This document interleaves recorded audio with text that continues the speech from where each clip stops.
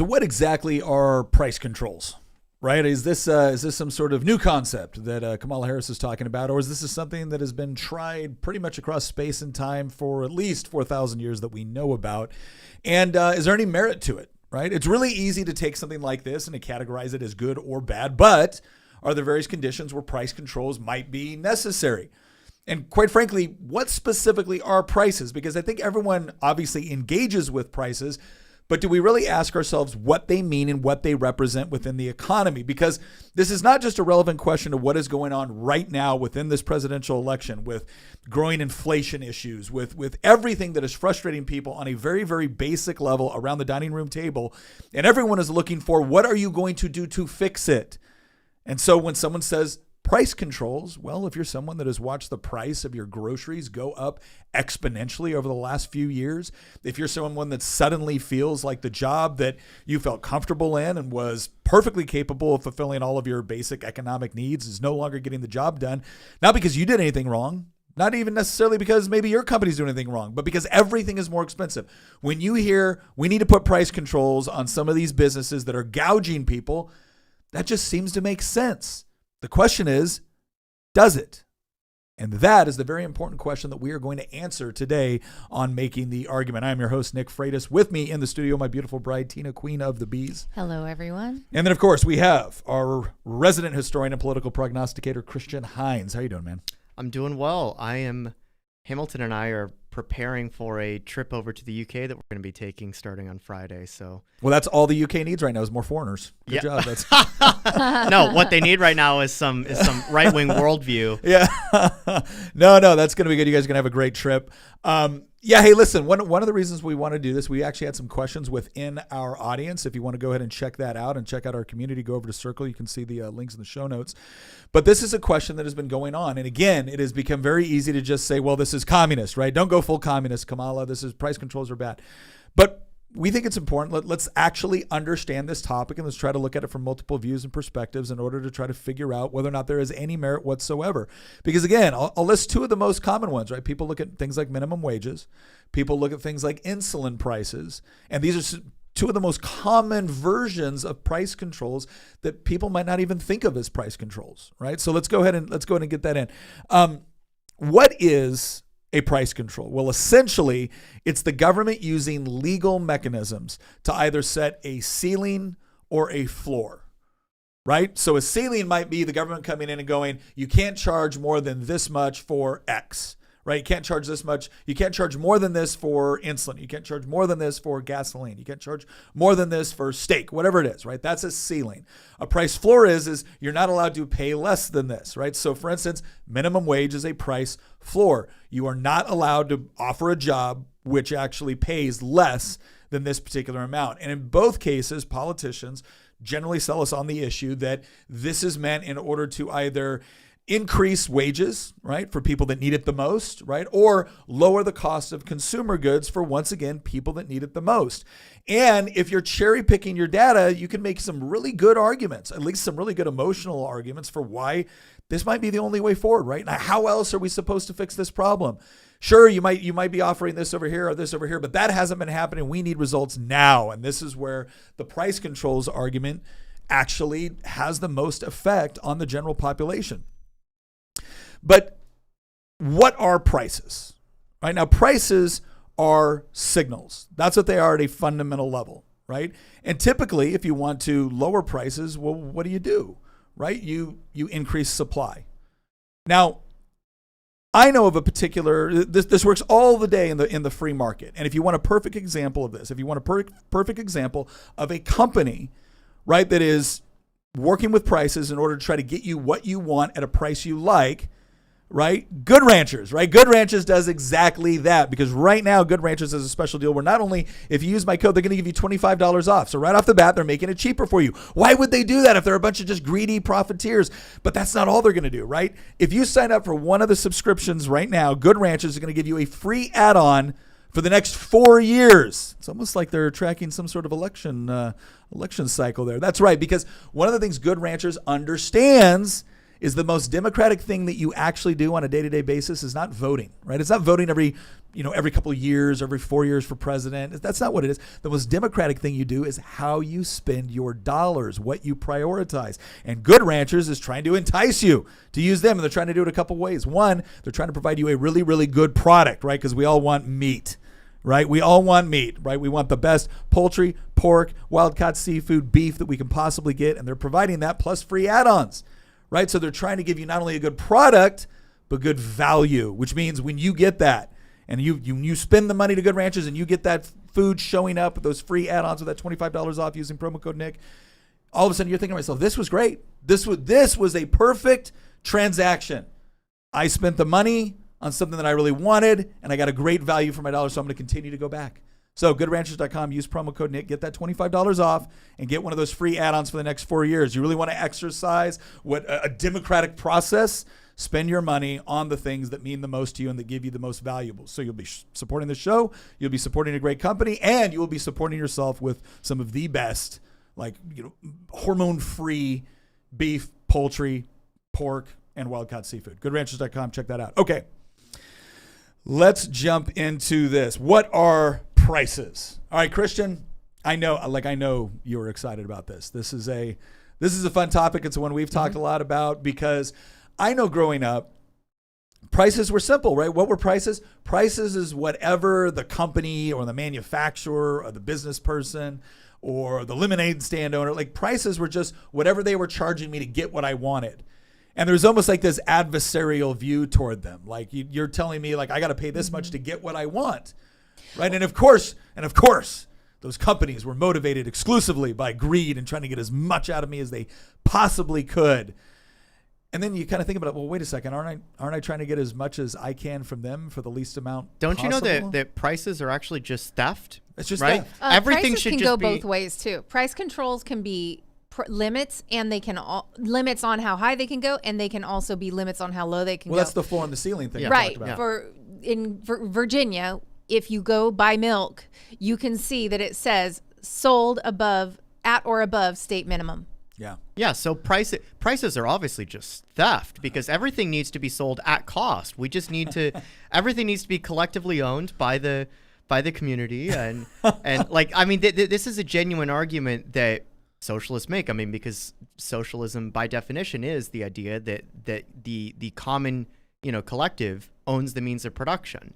And so what you end up inevitably having in a socialist system, a true socialist system, is the abolition of prices, because prices from a socialist perspective is a representation of theft, because they think that they think that profit itself.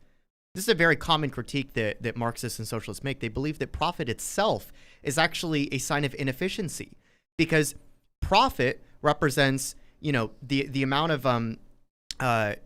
wealth that's generated beyond the inputs that are needed to produce a certain product. Mm-hmm. And the idea being that, well, if everything is just collectively owned and if everything is collectively shared, then everything would then be sold at the same cost that it took, in order to produce said thing. This is also why it's seamlessly tied into the labor theory of value. Yes. Yeah. But what they miss, and what we're going to get into today, and you have plenty of examples that we actually pulled up before we started recording, some of which I think are more humorous than others, some of which are quite tragic, is that prices are actually a signal. They're not theft. Profit's not theft either. And it's certainly not inefficient. In fact, the inefficiency comes about when you try to impose a collective ownership over the means of production. Prices are a signal. That is the biggest point that we can get across in this part of the episode. Well, and we need to distinguish here too, right? So like a price is a signal, but the freer the market determines what that signal actually is. The less noise there is and static there is in receiving that signal. The way you've got to think about it. Here's what I would encourage people to think about with respect to prices. The freer the market you are operating in, what a price actually does is it plays a coordinating function. like a coordinating function within the marketplace, because none of us can have absolute knowledge of everything that's going on within the economy at any given time. None of us can have There's people that believe that, though. I know, but they're wrong. None of us can have absolute perfect knowledge of what it actually takes to produce something. Probably one of the best works on this that you could ever read was I, Pencil by Leonard Reed. And he actually talks about the difficulty of manufacturing a pencil, that we look at something so simple that we can go get for a couple of pennies. And he goes to explain that, well, okay, the wood actually had to be logged from this particular area, then it had to be milled, and then those companies that milled the thing had to have various tools and equipment necessary, had to have labor associated with that. The yellow paint that is used on a liner, that's a completely different resource that was being used, and a different factory that had to produce the paint. And then you have the little graphite that's actually used as the source of the writing. That had to be mined somewhere, that had to be taken. Then you have the little rubber that's used for the eraser. You have the little metal band. All of these different industries are working in conjunction with one another, and not one of those industries by themselves would actually know how to manufacture a pencil, right? And yet somehow all of that comes together in order to create a pen. Now you can think about how much more complex that is when we're talking about building something like an iPhone, or we're building something like a laptop or a television or whatever else it is. And so the question is what does that price represent? Now, a lot of the Marxists, as Christian was pointing out, I would say, well, that just represents the amount of labor that went into it. And that can't totally be true, right? It has to represent more than that. And the way it does that is if a pencil all of a sudden becomes twice as expensive. Now, it could be that the greedy pencil company owner said, wow, we're going to charge twice as much for our pencils because now we're going to make more money. We'll make twice as much profit. But the problem is you can, well, I'm not going to buy your pencils, then I'm going to buy this guy's pencils.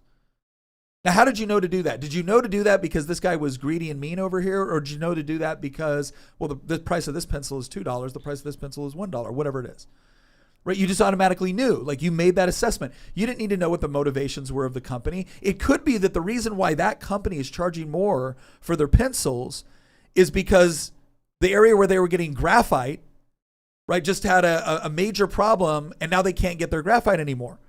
And so now they have a scarcity of pencils, and they're trying to charge more in order to make up for it. You don't know anything about whether or not there was a problem with a graphite issue. You don't know if there was a problem with one of their suppliers. You don't know any of that. What you know is this guy charges me this much for this, and this guy charges me that much for that. And what you're automatically doing is you're trying to economize for yourself. You're trying to say, I want to get the best deal possible. I want my money to go as far as possible. And so now I'm going to reorient, my attention from this pencil company to this pencil company. But what happens if you had like a global shortage of graphite? Well, now I'm going to look for an alternative.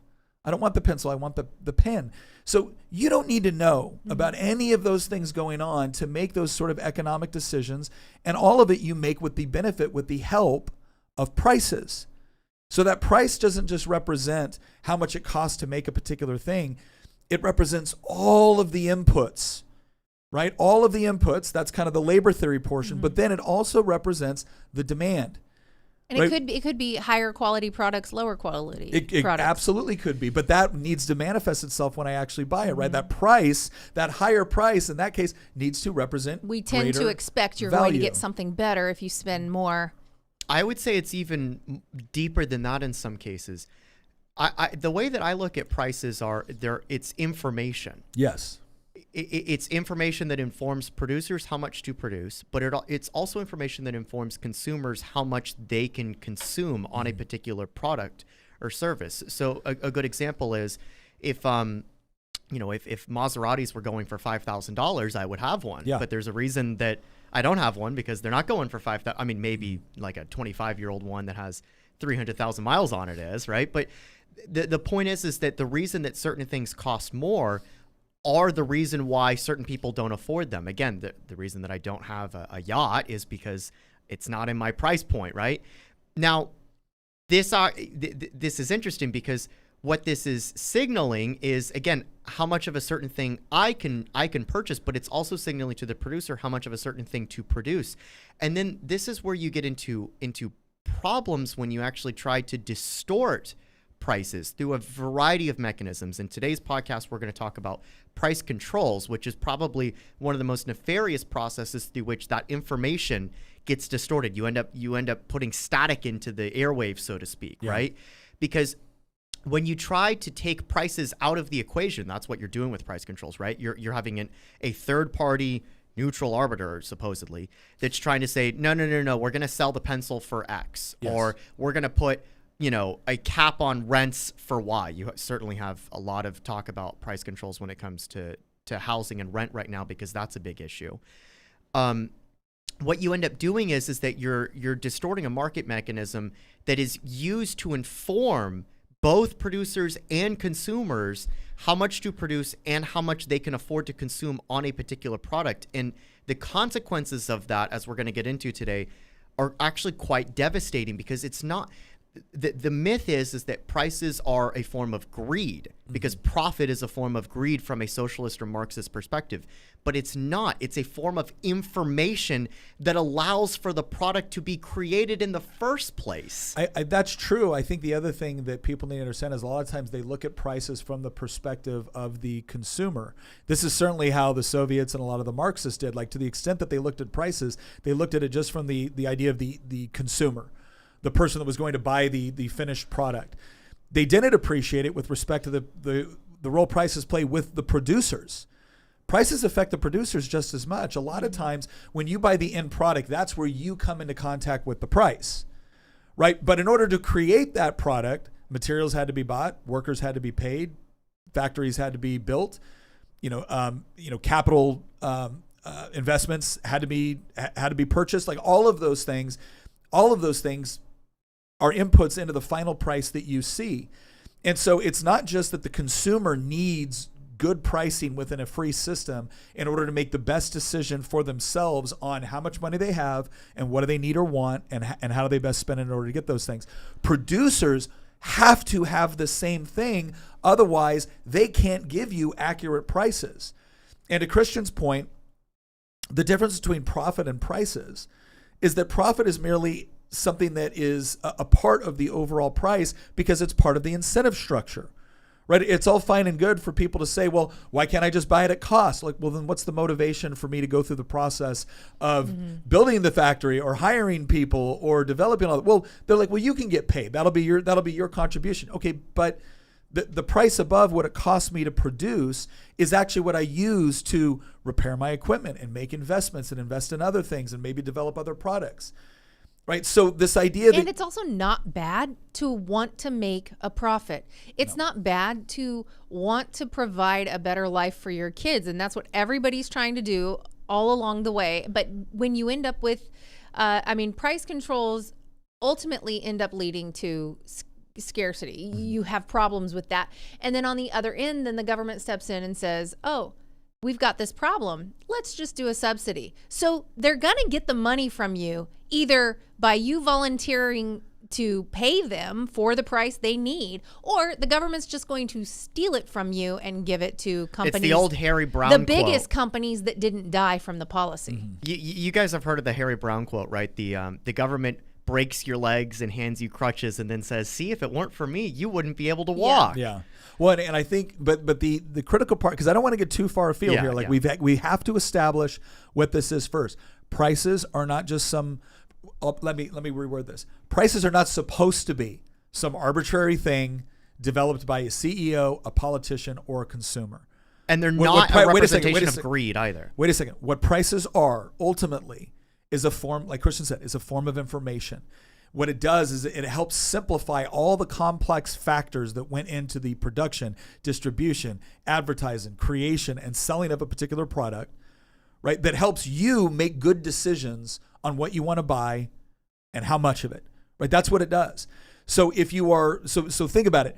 In a perfect world, what that is you have suppliers and you have consumers working together, try to figure out what they want, right? Like that in that free system where you have property rights, that evil, greedy producer, he can't force you to buy his product, right? You got to voluntarily want to, which means regardless of his motivation, he has to use resources effectively and efficiently in order to get you what you want for the price you're willing to pay that also meets his or her need, which is making the profit, right? And so when you have that system where consumers are allowed to spend how they want, where producers have the maximum amount of freedom in order to take the risk, purchase resources in order to get you what you want, you have the best environment possible for prices to actually reflect supply and demand. And they immediately respond. There's no big lag. Very quick response when you have that sort of environment where both consumers and producers are able to operate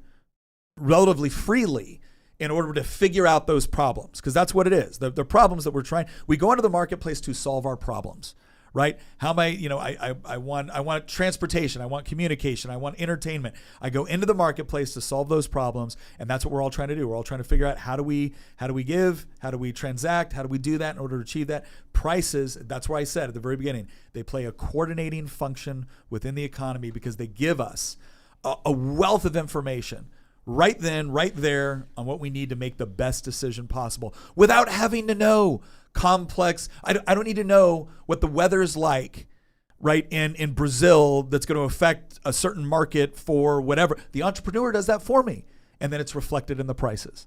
That's why this is so important. And the reason why you have to understand this is because once we get into but why can't the government do X, Y, or Z? Yeah, so what happens when you try to abolish prices, Nick? You are whether you're trying to abolish them or whether you're just trying to manipulate them, what you're now doing, you've got to think of it this way.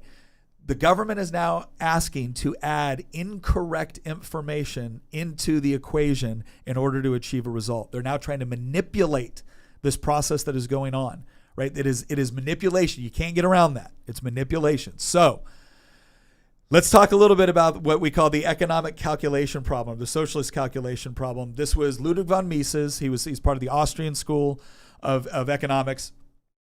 And one of the things he was seeking to do was to explain why socialism can't work. Like you've heard a lot of people, socialism is a great idea in theory, it just doesn't work in practice. Oh, there's many conservatives that will say that as well. Mises is like, no, it's bad theory. It doesn't work in theory or in practice. And the argument that he was making is that if you take socialists at their word, and a lot of people try to conflate socialism, or a lot of people try to act like socialism and communism are two vastly different things. They're not. The key function, whether you're a utopian socialist, whether you're a Fabian socialist, whether you're a Jacobin, whether you're a scientific socialist, as Marx liked to coin the phrase in order to combat the utopians, regardless, there's a common theme amongst all of that, and that is the abolition of the private ownership of the means of production. What does that mean? You're allowed to own your shirt. You don't get to own the company that makes the shirt. That has to be owned collectively, which in every practice, in every major practice, the government has owned it, right? Because the government is the voice of the people, right? And now, can't there be variations of that? Because sometimes they'll say, oh, well, the government doesn't actually own that, but then there's so many restrictions and the government gets so much benefit that that's why Nick said effectively almost own it. That's why Nick said that the overarching theme here is the abolition of the private ownership of the means of production. It's like that's the goal. The way that this manifests, the thread. That's the thread among all socialist. The way that this and then there's like a manifested, range, sort of a the way that this has manifested itself in like the Soviet Union or Cuba is direct government ownership over the factory, right? The shirt factory, the pencil factory. But I mean, when you apply this on a smaller scale, though. This is also why you get things like communes in the United States, right? You know, the hippie communes. There's actually one in Virginia, not too far in Louisa County, that's been around for quite a while. And now they still have a government-like structure, right? But they're not a state, right? Yeah. They're not the Soviet Union. But the point is that they're still not private ownership of the means of production. Now, what's interesting is that Mises would tell you it doesn't matter if it's the Soviet Union or your local hippie commune. Both of them will still end in failure, though, because you don't have private ownership of the means of production. And the economic calculation problem kind of articulates this quite well. There's also some moral and ethical problems that maybe we can get to at the end of this episode. Like, well, if two people want to use the shirt factory to produce different types of shirts, how do you adjudicate that? How do you adjudicate that? You can only do it through force if it's collectively owned by the community, right? Because a minority of people will lose out on that collective decision on how to best use the shirt factory. Well, and that's why this is another why, and this is very important. Please listen to me when I say this. There's another reason why there's such an emphasis on democracy. Because one of the ways that Marx and everyone all thought that you would adjudicate this, how would you decide who got to use what on the collectively owned means of production? Oh, well, of course you would use democratic principles in order to decide that. Well, okay, but from a practical implementation method, does that mean every time a company has to produce anything, you have to get what? You have to get a vote from the entire population of what? The world, the country, the commune, the factory? Like, what do you need to do? At what point does it cease to become democratic if you're not including everyone? If all the comrades don't get to vote on what the shirt factory is going to produce, is it a democratic ownership? Do all the people really own it? Do just the people that work in the company own it? And again, what about those who lose out on the vote? In the free market, those who lose out on the vote, let's say and I'm going somewhere with this because this is going to be tied into the economic calculation problem. In a centrally planned economy, I'll take the Soviet Union, for example. You have a shirt factory, or let me rephrase this. You have a textile mill. This textile mill can produce winter clothing, it can produce jackets, or it can produce, let's say, jeans, right? If you have the collective, if you have the people that get to decide how is the factory going to operate, what is it going to produce? Let's say a majority of people vote for jeans and a minority of people vote for jackets for the winter. Well, the minority have now lost out because, well, the majority rules, and since it's collectively owned, we're not going to be producing jeans. Well, what if they want jackets? What if the people that voted for the jackets are living in Siberia and they need jackets? Mm-hmm. Well, now you have a shortage of jackets because the collective voted to produce jeans instead. This is actually part of the reason why you get shortages. In a free market, though, guess what? One factory might be producing jeans, but guess what? If there's enough demand for jackets, the market will end up providing factories that will be producing jackets. You don't need to have a vote on it. The vote is taken by you as an individual voting with your money. That's why you said the most democratic thing is actually a free market where you get to vote not for who's going to rule over your life. You don't vote for the politician. Dollar. You vote with your dollars. And the market will then provide based on the amount of demand that's there. So that way the people in Siberia actually have access to jackets. Instead of voting for the jackets and then the manufacturers just receive a list of quotas, and in order to make the quotas, we were just talking about how they would make things smaller, or they would make things not to reflect what the people actually needed. It was just to meet the quota, so it would be easier to meet the quota. So here's the central argument of the economic calculation problem. Somebody's heard of this in the podcast, and they're probably thinking, great, what does this have to do with jackets or jeans? I'm going to read it off on our notes just to get this across to people. Without market prices, it's impossible to make rational economic decisions about what to produce, how much to produce, and which production methods to use, because there are no price signals to reveal the relative scarcities and values of different resources. And then the implication is, in a centrally planned economy where the state controls the means of production and prices are set by planners rather than the market, economic inefficiency and waste are inevitable because it's impossible to calculate the most efficient use of resources. That is the economic calculation problem. And this is and a lot of people on the left have tried to combat this, but like, what are you talking about? Soviets were able to produce this and produce that. It's like, this is not a question of what you can produce. So Thomas Sowell had I once saw him explain in Basic Economics, he goes, economics is the study of the use of scarce resources that have alternative uses. So understand something. If I give you an apple, you can eat that apple. That's one use of the apple. You can make an apple pie. That's another use of the apple. You can make apple juice. That's another use of the apple. How do we decide what you want? Like, how do we determine that? Well, through free exchange and prices is how we determine it. How much did it cost me to grow the apple? How many apples do you need for the intended purpose? How much value do you place on that purpose versus how much value somebody else would place on the purpose? What are you willing to pay? What are you willing to pay? And here's the issues. The problem is that the central planners will argue, like, what are you talking about? We can absolutely allocate resources. We did it in the Soviet Union all the time. We determined what was going to be built. The question is why are they being made in the first place?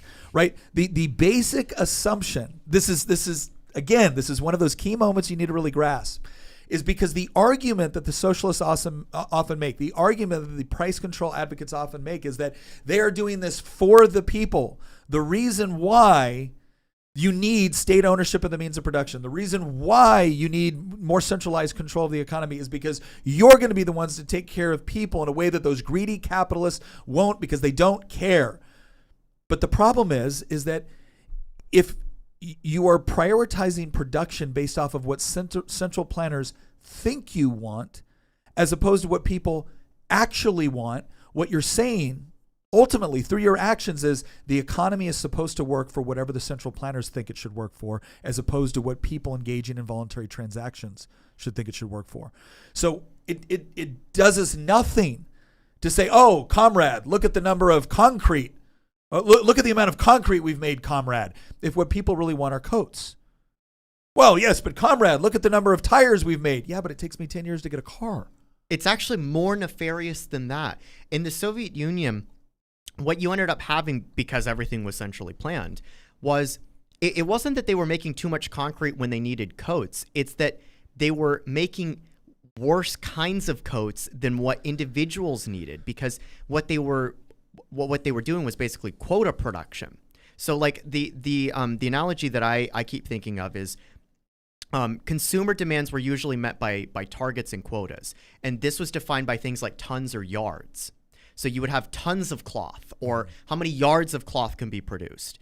But what this inevitably ended up resulting in is that you would constantly have a shortage of specialty items within broad categorizations.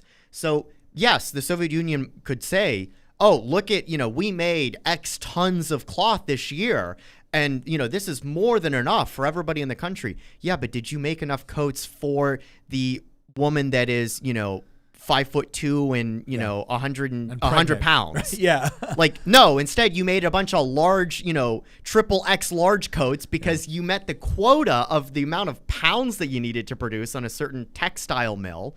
But that doesn't help the 19-year-old woman that's 100 pounds soaking wet. Yeah. Great.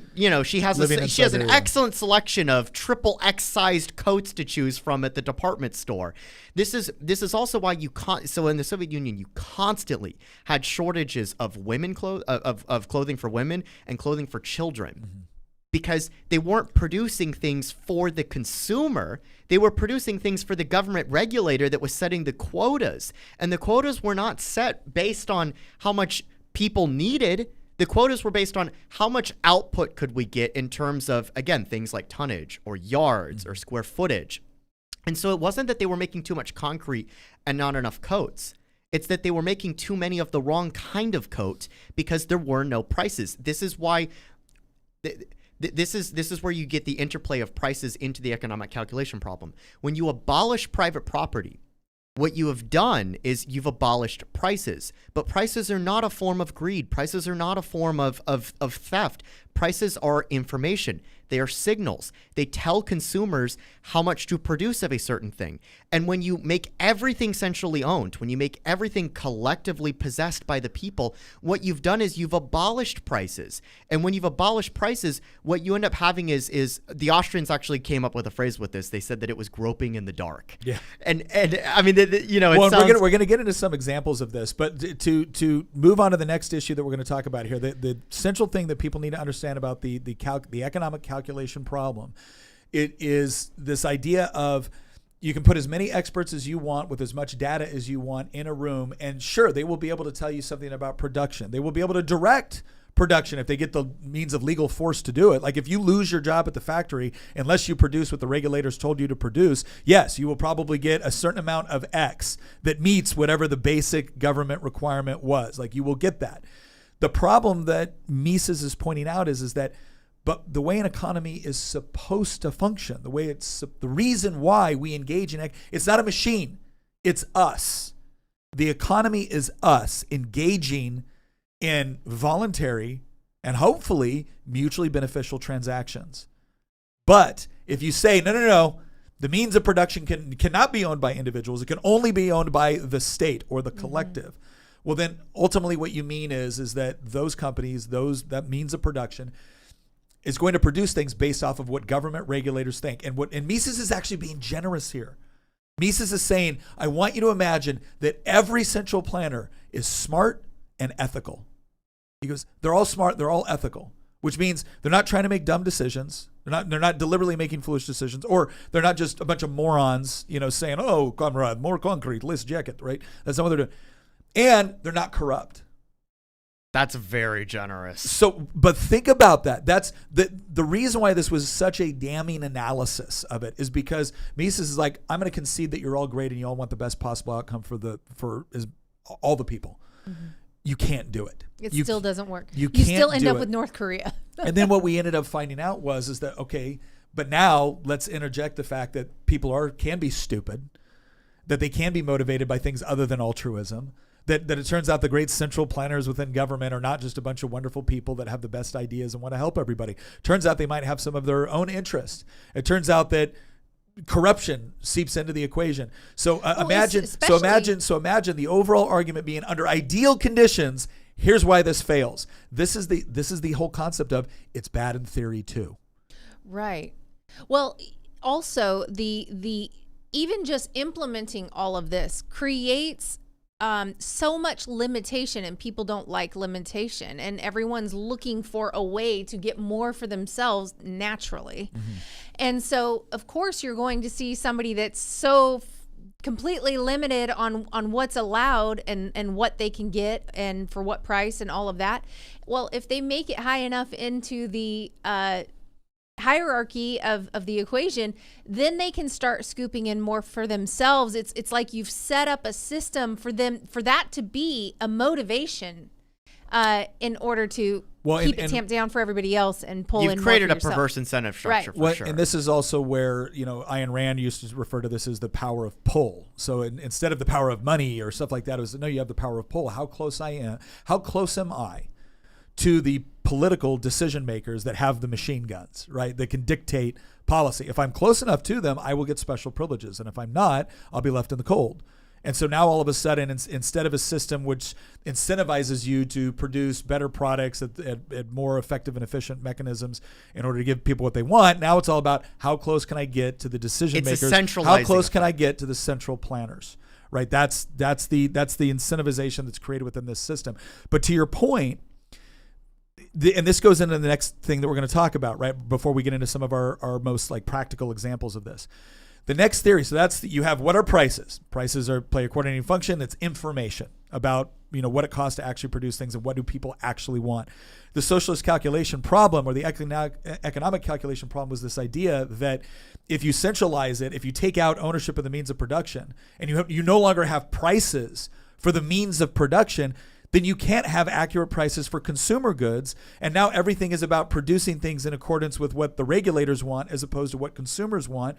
And the regulators don't have prices to work with either, right? Because if it's all owned collectively, what is the price of concrete if I need it to build a bridge versus I need it to build a building? What is the price associated with that when it's all just collectively owned?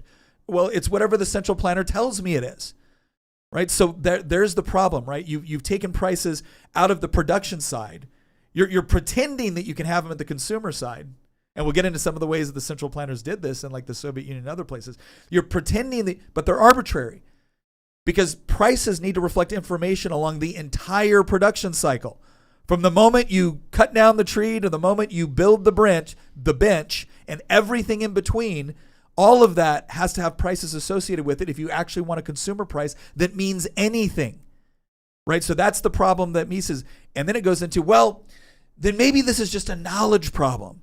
Maybe if the central planners had the right algorithms, if you're right. You know what, Nick? Okay, good point. Point taken. In the Soviet Union in 1954, when they're trying to decide how many benches to build or how much concrete to produce or how many jackets and what type of jackets, they didn't have the amazing artificial intelligence and computer algorithms and computing power that we do today. And so now if we can just get the right central planners with good altruistic motives, right? People that really want to help the people, right? That are not greedy, that are not tempted by corruption. We can just get that person, and then we can get into the hands of that person these incredible computers and algorithms. Well, then we've solved the problem, right? We've solved the problem. And this is where we get into the knowledge problem that Friedrich Hayek talks about. So go ahead and give us the central argument of that and kind of the implications. Yeah, so the knowledge problem in some ways builds off of the economic calculation problem. You brought up Hayek, who's another Austrian economist, articulated this problem. And the central argument of the knowledge problem is this, The necessary information for making economic decisions is widely scattered among individuals and is often context-specific and time-sensitive. The example that I gave earlier is a 100-pound woman soaking wet that's 5'2" has different clothing needs than a 300-pound linebacker, right? They're not going to be wearing the same size coat. But central planners or regulators lack access to this dispersed information, making it difficult to coordinate economic activities effectively through top-down control. And the implication of the knowledge problem is that central planning is inherently flawed because it cannot utilize localized knowledge that individuals possess about particular circumstances of time and place, leading to less efficient and often inappropriate decisions. It's even worse than the fact that there's biological differences between a 100-pound woman soaking wet and a 300-pound linebacker, because the 100-pound woman who's soaking wet, there actually is no such thing because there's individuals. Mm-hmm. There's different there's thousands of different 100-pound women out there, and there's thousands of different linebackers out there. Well, actually, there might be only a couple hundred linebackers out there. Yeah. But the point is that there's individuals. There's not these broad categorizations of people. Oh, you're a linebacker, or oh, you're a 100-pound woman. No, you're John Q. Public, or you're Sue Doe, you're John Doe. Yeah. Because at the end of the day, we're individuals with our own individual needs and wants and desires and interests. So this might seem superficial, but it speaks to a larger point. What if my favorite color is red and I want a red coat? Mm-hmm.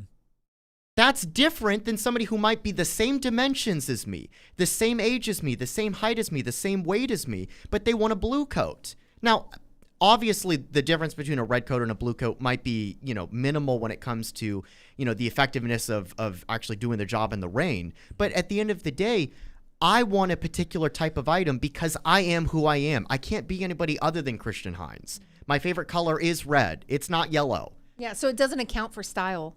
You may prefer, one person may prefer like a double-breasted, and that's a minimal thing, right? Because that's not utility, that's style. But this speaks to a deeper problem, though, because it actually bleeds into the utilitarian issues. Because at the end of the day, it's not just that centrally planned economies like the Soviet Union were producing way too many oversized boots or oversized clothes. Another example is they were producing way too many oversized nails. Mm-hmm. And because, again, there was the way the quota was written. The quota was written is how many pounds of iron can you produce? And so it was like every nail factory in the Soviet Union was producing these massive nails. And so, like, if you wanted to hang a picture in your living room, you were using these like massive industrial sized nails, like nail them into the wall to hang like a photo or something like that. It wasn't just that they were overproducing based on quantity. There was no quality in the Soviet Union because everything was built around quotas. And it wasn't just that they were making poor, decisions when it comes to quantity decisions. There was no quality in the Soviet Union whatsoever. There was no style. There was no uniqueness because even within categorizations, there's categorizations within categorizations. Yeah. And so like that, the knowledge problem is ultimately boiled down to the fact that we are not a hive mind. The economic calculation problem is where on earth do I actually put these resources? Because again, I'm groping in the dark. I don't have any knowledge. I don't have any information of anything because prices are a form of information. And if everything's collectively owned, then all that you're doing is you're just exchanging things within a collectively owned unit. And so there can't be prices on anything because prices can only exist within an entity where there's private ownership over the means of production. The knowledge problem gets into us as individuals. We are not part of some blob. Now, I disagree with some neoliberals that say that there are no such things as society. This is actually a quote from Margaret Thatcher, so this is a critique that I have of certain forms of libertarian type thinking. But at the end of the day, the point that these people are bringing up, correctly so, is that we are individuals. I am not just a 5 foot. I'm gonna, this is a ding on myself. I'm only 5'5", and I'm only like 130 pounds or 125 pounds. I've lost a lot of weight this year. But I'm not just an individual who's a, white male who's 30 years old that's 5'5" and weighs 125 pounds. I'm Christian Hines. Mm-hmm. I have my own interests. I have my own desires. I have my own things that I want to buy in the marketplace. And the knowledge problem basically is arguing that central planners are incapable of knowing what that is because the only person that can know what that is you. You are the only one that can know what you want. And that's why the market still works. And that's what's so interesting is in these type of environments, you end up with black markets and you end up with people will still get what they want. They just get it at a much higher price. One of our people in the chat mentioned that they remember when American-made Levi's were illegal in the USSR, and that you could sell a pair in Moscow for $200 because they had, laws against it. Now, this was Chalet Demers. That was a great comment. But it reminded me that, look, the black market will come into this at some point, and people will end up spending a lot to get it because people want unique things because we are all unique people. They want what they can't have a lot of times. It's as simple as you've got, straight hair, you want curly hair, whatever. You want a lot of times what you don't have access to. And so then you'll obsess over, how do I get access to this thing? And so maybe you're saving and saving and saving so that you can then go and get it. And now, like, this pair of Levi's that would be cheap here in the US in the 80s would be $200 on a pair of jeans in the 80s. Like in the 80s, you were buying jeans for $10. Well, and I think it's, again, this goes to the other major problem here. And again, the fundamental question that's actually being asked through the answer, right? So Mises says it's you can't calculate things because you don't have the proper info, or you don't have accurate information in order to do it.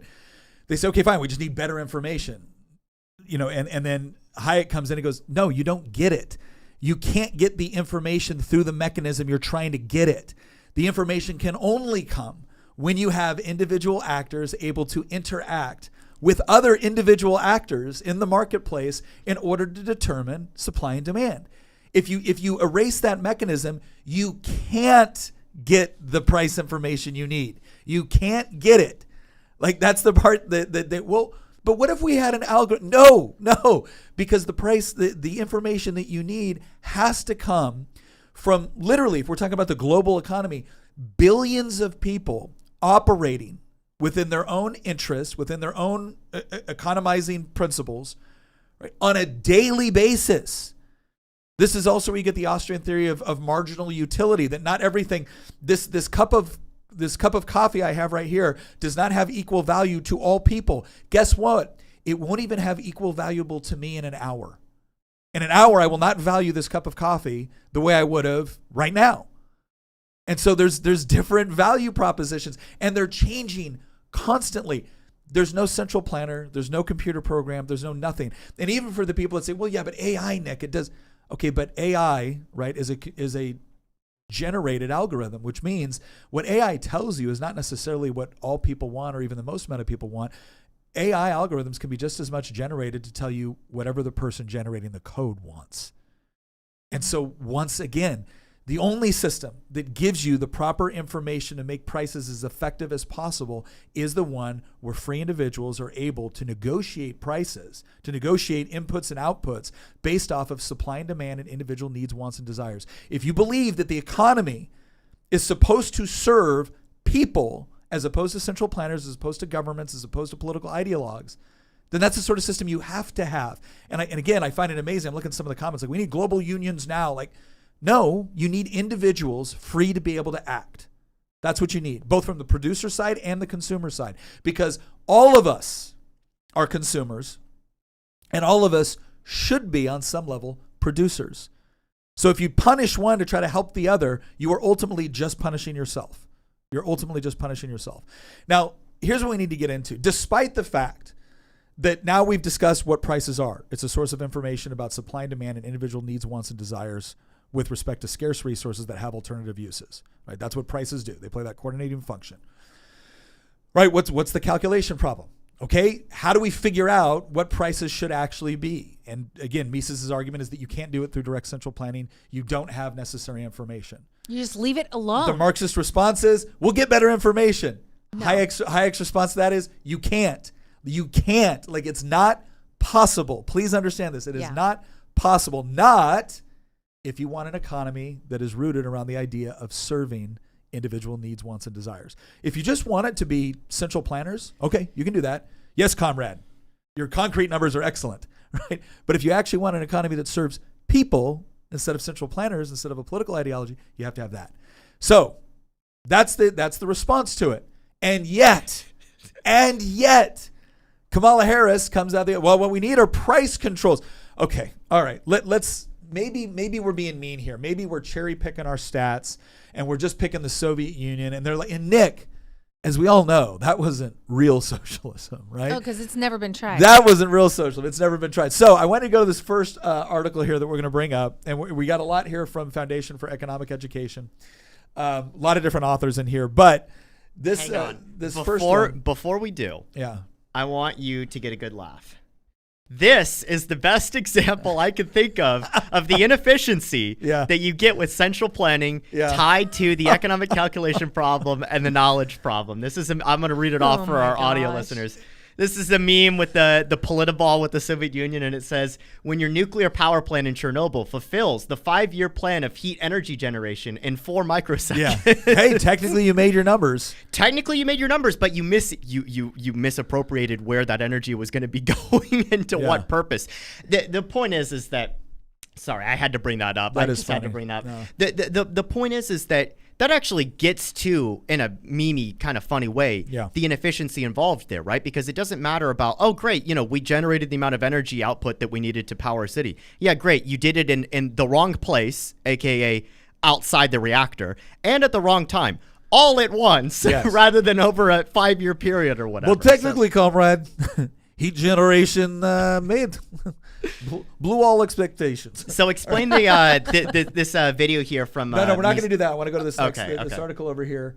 So this goes into I love this article. The title of it, the title of it is essentially 4,000 years of failure, and it takes a look at price controls. And what's interesting is that it goes back to some of like really, really early archaeological sites within Mesopotamia where the government had actually set prices for things like you cannot charge more than this for so much wheat, or you can't charge this many shekels for this.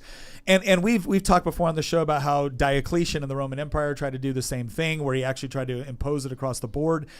Egypt actually went so far as to not only have price controls, but to also have labor controls where you were required to go into the same occupation as your father, right? So it was the idea is like, okay, you guys are blacksmiths. Guess what? That's all you are. You're blacksmiths. You don't get to do anything else because we need blacksmiths. We need our quota of blacksmiths. And so that's how you're going to do it. The central planners actually determine what labor looked like. You can imagine what a completely mechanically disinclined, unmotivated blacksmith probably produced, right? Probably not the best swords, right?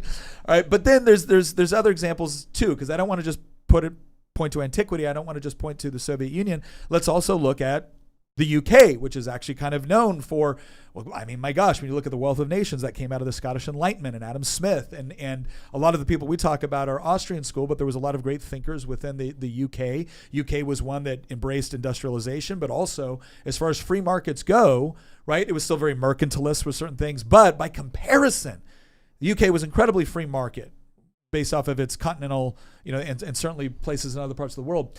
But there's an argument here that is done in this article that we picked specifically, and it goes, and there's this British colony of Bengal, right? So this is talking about price controls. Located in northeast India, few people today remember the Bengal famine of 1770, which is astonishing considering that an estimated 10 million people died, roughly a third of its population. What's even more astonishing is how little attention the event attracted at the time, at least in the London press. While many attributed the famine to monsoons and drought that plagued the region in 1768 and 1769, Adam Smith, writing in The Wealth of Nations, correctly observed that it was the price controls that came afterwards that likely turned a scarcity of food into a full-blown famine. So this is an important distinction here. He's saying that, yes, there was a certain reality. There was a certain natural reality that you couldn't necessarily stop, right? Monsoons, earthquakes, tornadoes, right? There's certain things that it's just reality. It's not capitalism. It's not socialism. It's just reality, right? But the response to the reality exacerbated the problem because the drought in Bengal, or the drought and Bengal a few years ago might probably have occasioned a very great dearth. Some improper regulations, some injudicious restraints imposed by the servants of the East India Company upon the rice trade contributed perhaps to turn that death into a famine.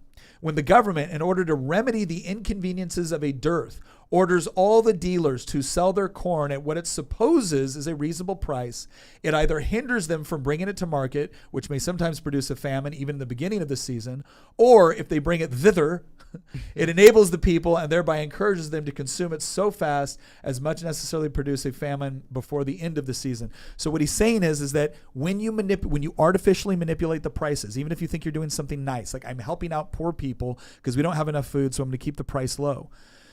Well, that doesn't change any of the actual material conditions on the ground. If the material conditions on the ground is supply is down and demand is high, prices have to go up. They have to go up for two reasons. One, because it's an accurate reflection of what's actually taking place on the ground. But two, as that price goes up, what you actually encourage entrepreneurs to do is say, I can make money in rice. Right? I can make money in the thing that there is a shortage of, so I'm going to allocate resources toward a particular thing. Now, when it's agriculture, it can be a little bit more difficult because there's seasonal conditions and things of that nature, but there's other things that you can also do to alternatives to rice. Now you start to look at what are things that I might be able to do that might be able to provide for a need that is desperately met right now, and the prices are high, so I have an incentive to actually spend time, resources, money, capital investment to get into this. Right? Is it temporary? Is it long-term? The entrepreneur is thinking about all of these things, and the high prices incentivize them to start focusing on this problem. Right? Maybe I was focused on this problem over here, but all I know is prices went up. That's a better problem for me to focus my time and energy on. And so now what am I doing? Now, let's say you're the greediest, meanest entrepreneur on the planet. You couldn't care less if people are dying. All you know is that if you start actually producing food sources to meet the demand with this famine, you're going to make a lot of money. Do you not want them to be incentivized to do that? Do you want a system that says, no, you're not allowed to do that? I would rather people starve. Because you should just be good. You should just do it anyways. Okay, well, are the regulators doing that? No. Are the regulators getting out and actually producing more food products? Or are they just regulating prices? What these people want is the new Soviet man, is what they want. They want to remold human nature in their own image because they think that mankind is perfectible, and they think utopia is perfectible. And so it ultimately, they're not satisfied with saying, I'm going to take selfishness and create a market structure in which selfishness can actually be, believe it or not, used in a way that is beneficial to the entire marketplace, to individuals. They want to eradicate selfishness itself because they think that selfishness is always a bad thing. Well, they confuse what you might call selfishness versus self-interest. Yeah. All of us are by necessity self-interested. If you weren't self-interested, you'd die of starvation, right? You would die because you wouldn't be actually willing to put in the effort to make yourself, to groom yourself, to feed yourself, to get necessary sleep, to take care of yourself physically, emotionally. You wouldn't do any of it because why do you care? That's self-interest. And self-interest is perfectly appropriate and actually necessary to survival. Selfishness is when I'm going to engage in something, maybe possibly to your detriment, and I don't care about any of the moral consequences associated with it because all I care about is how things affect me. And the problem is when you conflate those two things, right, you create a real problem. You create a real moral problem because you're not making the proper distinction. The other problem that's being made here is that if you honestly think you're going to get rid of selfishness, which would be a good thing, right? I would love to get rid of selfishness. But does your system actually do that? Because if you replace individual actors operating based off of self-interest, which you falsely, confuse as selfishness, or in an attempt to stick it to the selfish people, you get rid of, you hurt everybody that's just operating off of self-interest. Does that actually produce better results? Do all the altruists just go into government and then perfectly allocate resources? Do all the people who mean well actually know what it means to plant rice and effectively distribute it? Like, this is one of the biggest problems too, is you have all these people like, I'm such a good person, I would never do it that way. Oh, that's excellent. Do you actually have the capability to do it? Well, no, but I have the capability to opine on how everyone else should do it. Oh, well, thank you for that. Thank you for your feedback. I'm still starving, but I really appreciate that you don't think I should be. Right? Like, that's essentially the sort of world that they're creating. It may make them feel very good, and that's one of the things that I've noticed about socialists, is they're very, very good and making themselves feel better about their own angst. It's all cope. They're not very good at actually solving the real problems that created the angst in the first place. And so I've come to the conclusion that maybe what socialists are trying to solve is their angst, not problems. Mm-hmm. Let's go ahead and I want to go to another example here. And this kind of does dive into the Soviet Union, because this is the largest, most elaborate example of central planning that the world has ever seen. Now, you could argue that, again, some things that happened under the French Revolution, where, again, they were printing a lot of paper money, and then all of a sudden prices were going up as a result of monetary policy. And so their solution was, well, we'll just cap prices. Well, if I can't get the money I need to produce the thing you want, I stop producing the thing you want, or I sell it on the black market for what it actually costs to make and what I can be incentivized to do it. It sounds like the Jacobins were the first MMT proponents. Yeah. All right. So how did the Soviet Union try to play this out? So for all the people who think price controls are a great idea if you just have the right people, the right knowledge doing it, he goes, well, the Soviet government, in accordance with the principles of state socialism, owned and controlled all industry in the country. The economy was managed by Gosplan, a central planning agency that set levels of production, wages, and prices. For Soviet ideologues, Gosplan would replace the free market, maximizing efficiency in production and allowing for more equitable distribution of goods and services. To accomplish this task, Gosplan utilized a system of material balances. All right, so did they eliminate waste? The article goes on to explain. Hardly.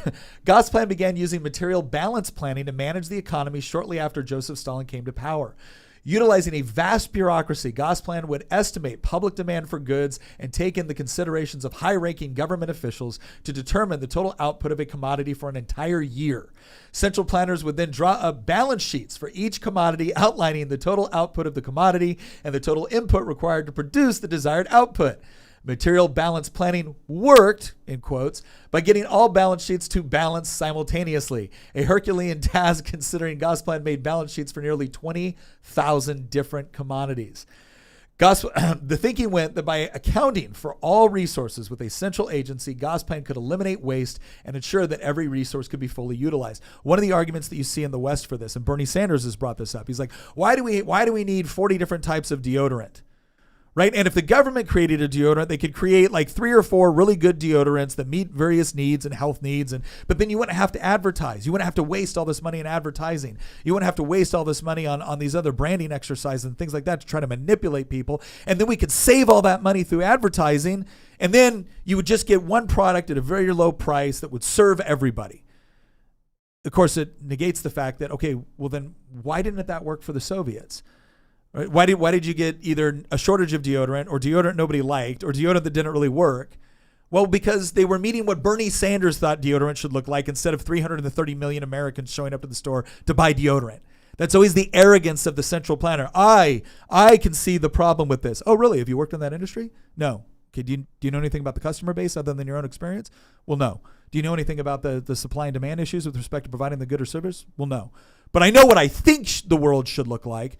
And so therefore, I will dictate what the world should look like for 330 million consumers because I'm a good person. And if somebody doesn't like that, then they're wrong. They're greedy. They just have wrong thinking and need to be re-educated. I was about to say, like, the hubris of these people to say, I know what you want better than you yourself. Yeah. Who the hell are these people? Like, who do they think they are? Seriously, if you think about it, the amount of insanity and cruelty that goes into that thought process. We talked about the knowledge problem earlier. The knowledge problem is basically predicated on you, Nick Freitas, know what you want better than anybody else. And you know what? Sometimes you might make a mistake because humans are fallible.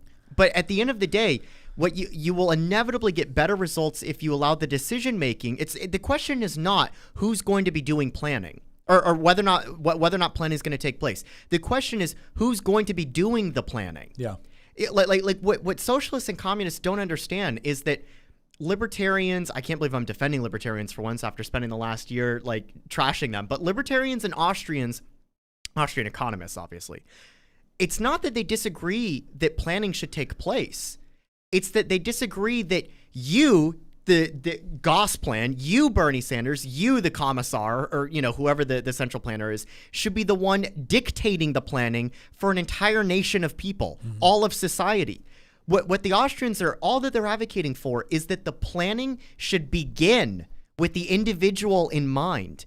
Because when you strip the individual of their own agency to plan for themselves, what you inevitably get is not the best case scenario is that you get shortages. Yeah. The best case scenario is that you get inefficiencies.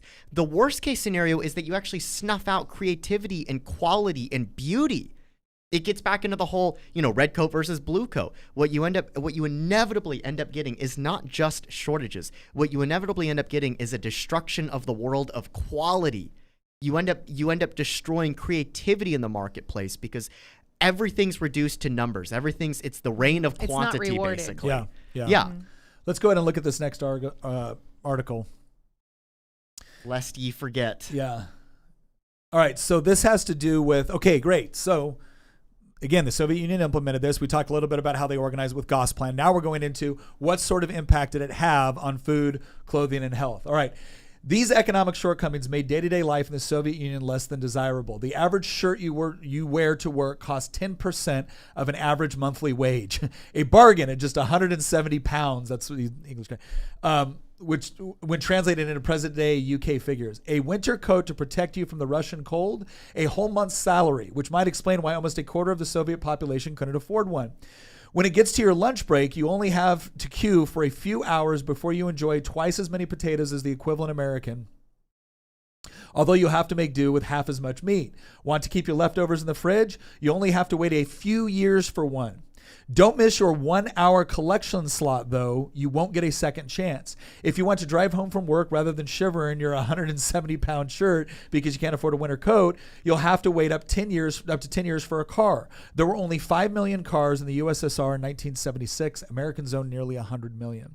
At some point during your 10-year wait for a car, you might fall ill. Bad luck. The Soviet healthcare system was atrocious, which is crazy because it was universal and free, right? There were 30 times as many cases of typhoid, 20 times as many cases of measles, and cancer detection rates were half as good as in the U.S. And when compared to other developing countries, the USSR failed to deliver better healthcare outcomes despite having the highest physician-patient ratio in the world, 42 per 10,000 per population. While you'd be able to see a qualified physician, the quality of healthcare left a lot to be desired. Many medical school graduates were not even able to read an electrocardiogram. A Back in the USSR explores in full detail the consequences of central planning are dire. Communism promised utopia, but delivered nastier, poorer, and shorter lives. And again, we see this same thing. It's not as if the Soviet planners weren't operating based off of maximizing altruism. The problem is that if you didn't have the right inputs with respect to prices, if you didn't have consumers able to actually affect those prices through their demand, right? You lost that critical information, and it couldn't be replaced by smarter people, better information, or nicer central planners. Let's look at this last one on the Soviet Union that I want to talk about, because this one is really interesting. So the title of this one was basically the Soviet Union relied heavily on the West for technological innovation. Heavily. How heavily? The key finding of this exhaustively documented historical survey, based on literally hundreds of official and unofficial Western and Soviet sources and abounding in statistical charts, tables, and footnotes and appendices, was that 90% of all Soviet technology was of Western origin. To explain this finding in more detail, Dr. Sutton examined 75 major technological processes in such crucial and diverse sectors as mining, oil, chemicals, machine building, aircraft, communications, agricultural equipment, etc., and estimated the percentage that originated in Russia. The startling results were between 1917 and 1930, 0%. Between 1930 and 1945, only 10%. And between 1945 and 1965, a mere 11%. While there were some indigenous Soviet advances between 1930 and 1945 in the development of machine guns, synthetic rubber, oil drilling techniques, and boilers, such advances were temporary and later abandoned in favor of foreign designs and processes. Between 1946 and 1965, most of the progress of Soviet innovation depended on the scalping of existing plants and technologies imported and copied from the West. This was particularly the case in iron and steel making, electricity generation, and rocket technology. One of the things that's interesting, we also see this within China. One of the biggest problems that we've had, people talk about the innovation within China. So much of that is rooted off of a couple of things. One, direct corporate espionage, right? Technological espionage from the West, where they will take something that the West has already designed or patented and then attempt to develop it, more cheaply. Or they will come up with criteria where if you want to sell a particular product in China, if you want to open it up to the Chinese marketplace, you essentially have to give the Chinese government rights or access to either what would be considered patent protected technology in the United States, or business practices that, again, in the United States would be protected as your private property that you cannot be coerced by the state to share. So once again, if it's working so great, why are they so reliant upon Western let's say more free market economies? You see this all the time with, the only reason why the Soviet economy failed was due to Western interference. The only reason why Cuba failed was due to Western sanctions. So let me get this straight. Your system is so incredibly effective and efficient and wonderful for consumers and laborers. It is a worker's utopia. It's so wonderful. But the only way it can exist is that if you're allowed to engage in either economic espionage or open trade from the evil, horrible, greedy, capitalist Western countries. Oh, I love the quote from socialists about how the only reason Cuba's poor is because of economic sanctions and the embargo from the United States. Whoa. Your utopian system requires its arch enemy to trade with it in order for it to work. Well, here's a question. Let's say they're making the argument, Cuba's so small and it has limited resources. It's an island nation, so of course it's going to need to be able to engage in trade for a greater complex economy. Okay, what's Russia's excuse? What was the Soviet Union's excuse? They didn't have one. What's China's excuse? They don't have one. So let me get this straight. The mean, evil, greedy, horrible system, which actually does provide proper price inputs, that system doesn't need Soviet-style economies in order to function and flourish. Doesn't need them at all. But the Soviet-style systems need the free market economic systems in order to flourish? Don't you think that's maybe something of a repudiation of your economic theory? If it actually requires the antithesis of it in order to sustain itself and operate? You actually had in large parts of the history of the Soviet Union, you actually had Soviet regulators like Gosplan and stuff like that were actually copying Western prices. Yeah, they would take the Sears Roebuck catalog to use it to establish prices. That was the only way. But that was their only answer to the calculation problem, right? Which was, we'll just copy the prices that exist in the capitalist West. Where none of these problem solved, comrade. That's probably the only reason it even lasted survived as long as it did is because they were if the entire world had adopted a Soviet model, you would have had just systemic economic collapse. You would have had the eradication of quality first off, which is what we were talking about earlier, and you would have had economic stagnation and ultimately collapse. What you would have done is you would have sped run the crisis of the Roman Empire under the reign of Diocletian. With his edict on the maximum of prices, where you ended up having just total economic collapse. This was near the tail end of the crisis of the 3rd century. Yeah. Or you would have the situation that the French Republic had when the Jacobins were in charge, and they had price controls that were imposed as well. This is why, it is hilarious how the central planners that demand, that say things like, profit is theft and prices are a form of exploitation. It's hilarious that they need a capitalist model for them to steal from and copy from in order for them to even get close to the type of efficiency that you end up having in freer markets. And I say freer markets because in the West, we don't have a perfectly free market. You don't have a perfect system where prices are a pure manifestation of information, because we do have regulations. We do have limited price controls. In fact, there was a super chat that was put in by Connor recently, where he said, Christian, in your opinion, what role, if any, do regulations and regulatory bodies play in a free market? For example, permitting for building developers. So Connor's in Canada. Yeah. In fact, he was in Vancouver recently. And I think he already knows this, but for the audience that's listening, we actually did a Y Minute on this topic recently. Did you know that apparently it costs more in permitting from the government in order to get permission to begin building a house? Nothing else has been done. You haven't acquired any materials. You haven't hired any contractors. You haven't even bought the land yet. It takes more in permitting costs to get government permission to build a house in Vancouver than it does to buy a house in the United States. Yeah.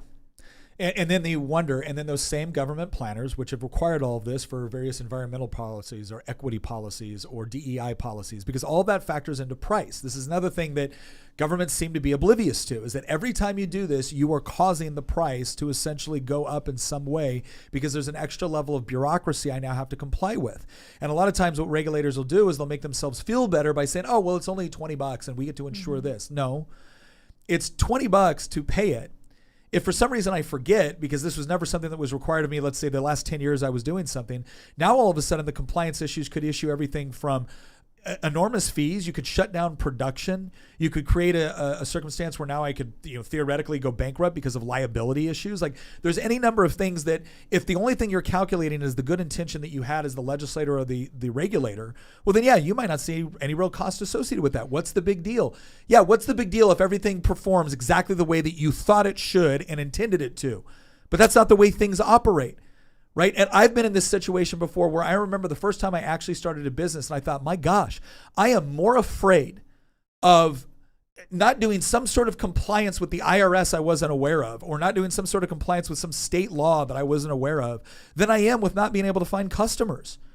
And ultimately, the little regulation of the law, what you end up finding out is that more often than not, it's superfluous.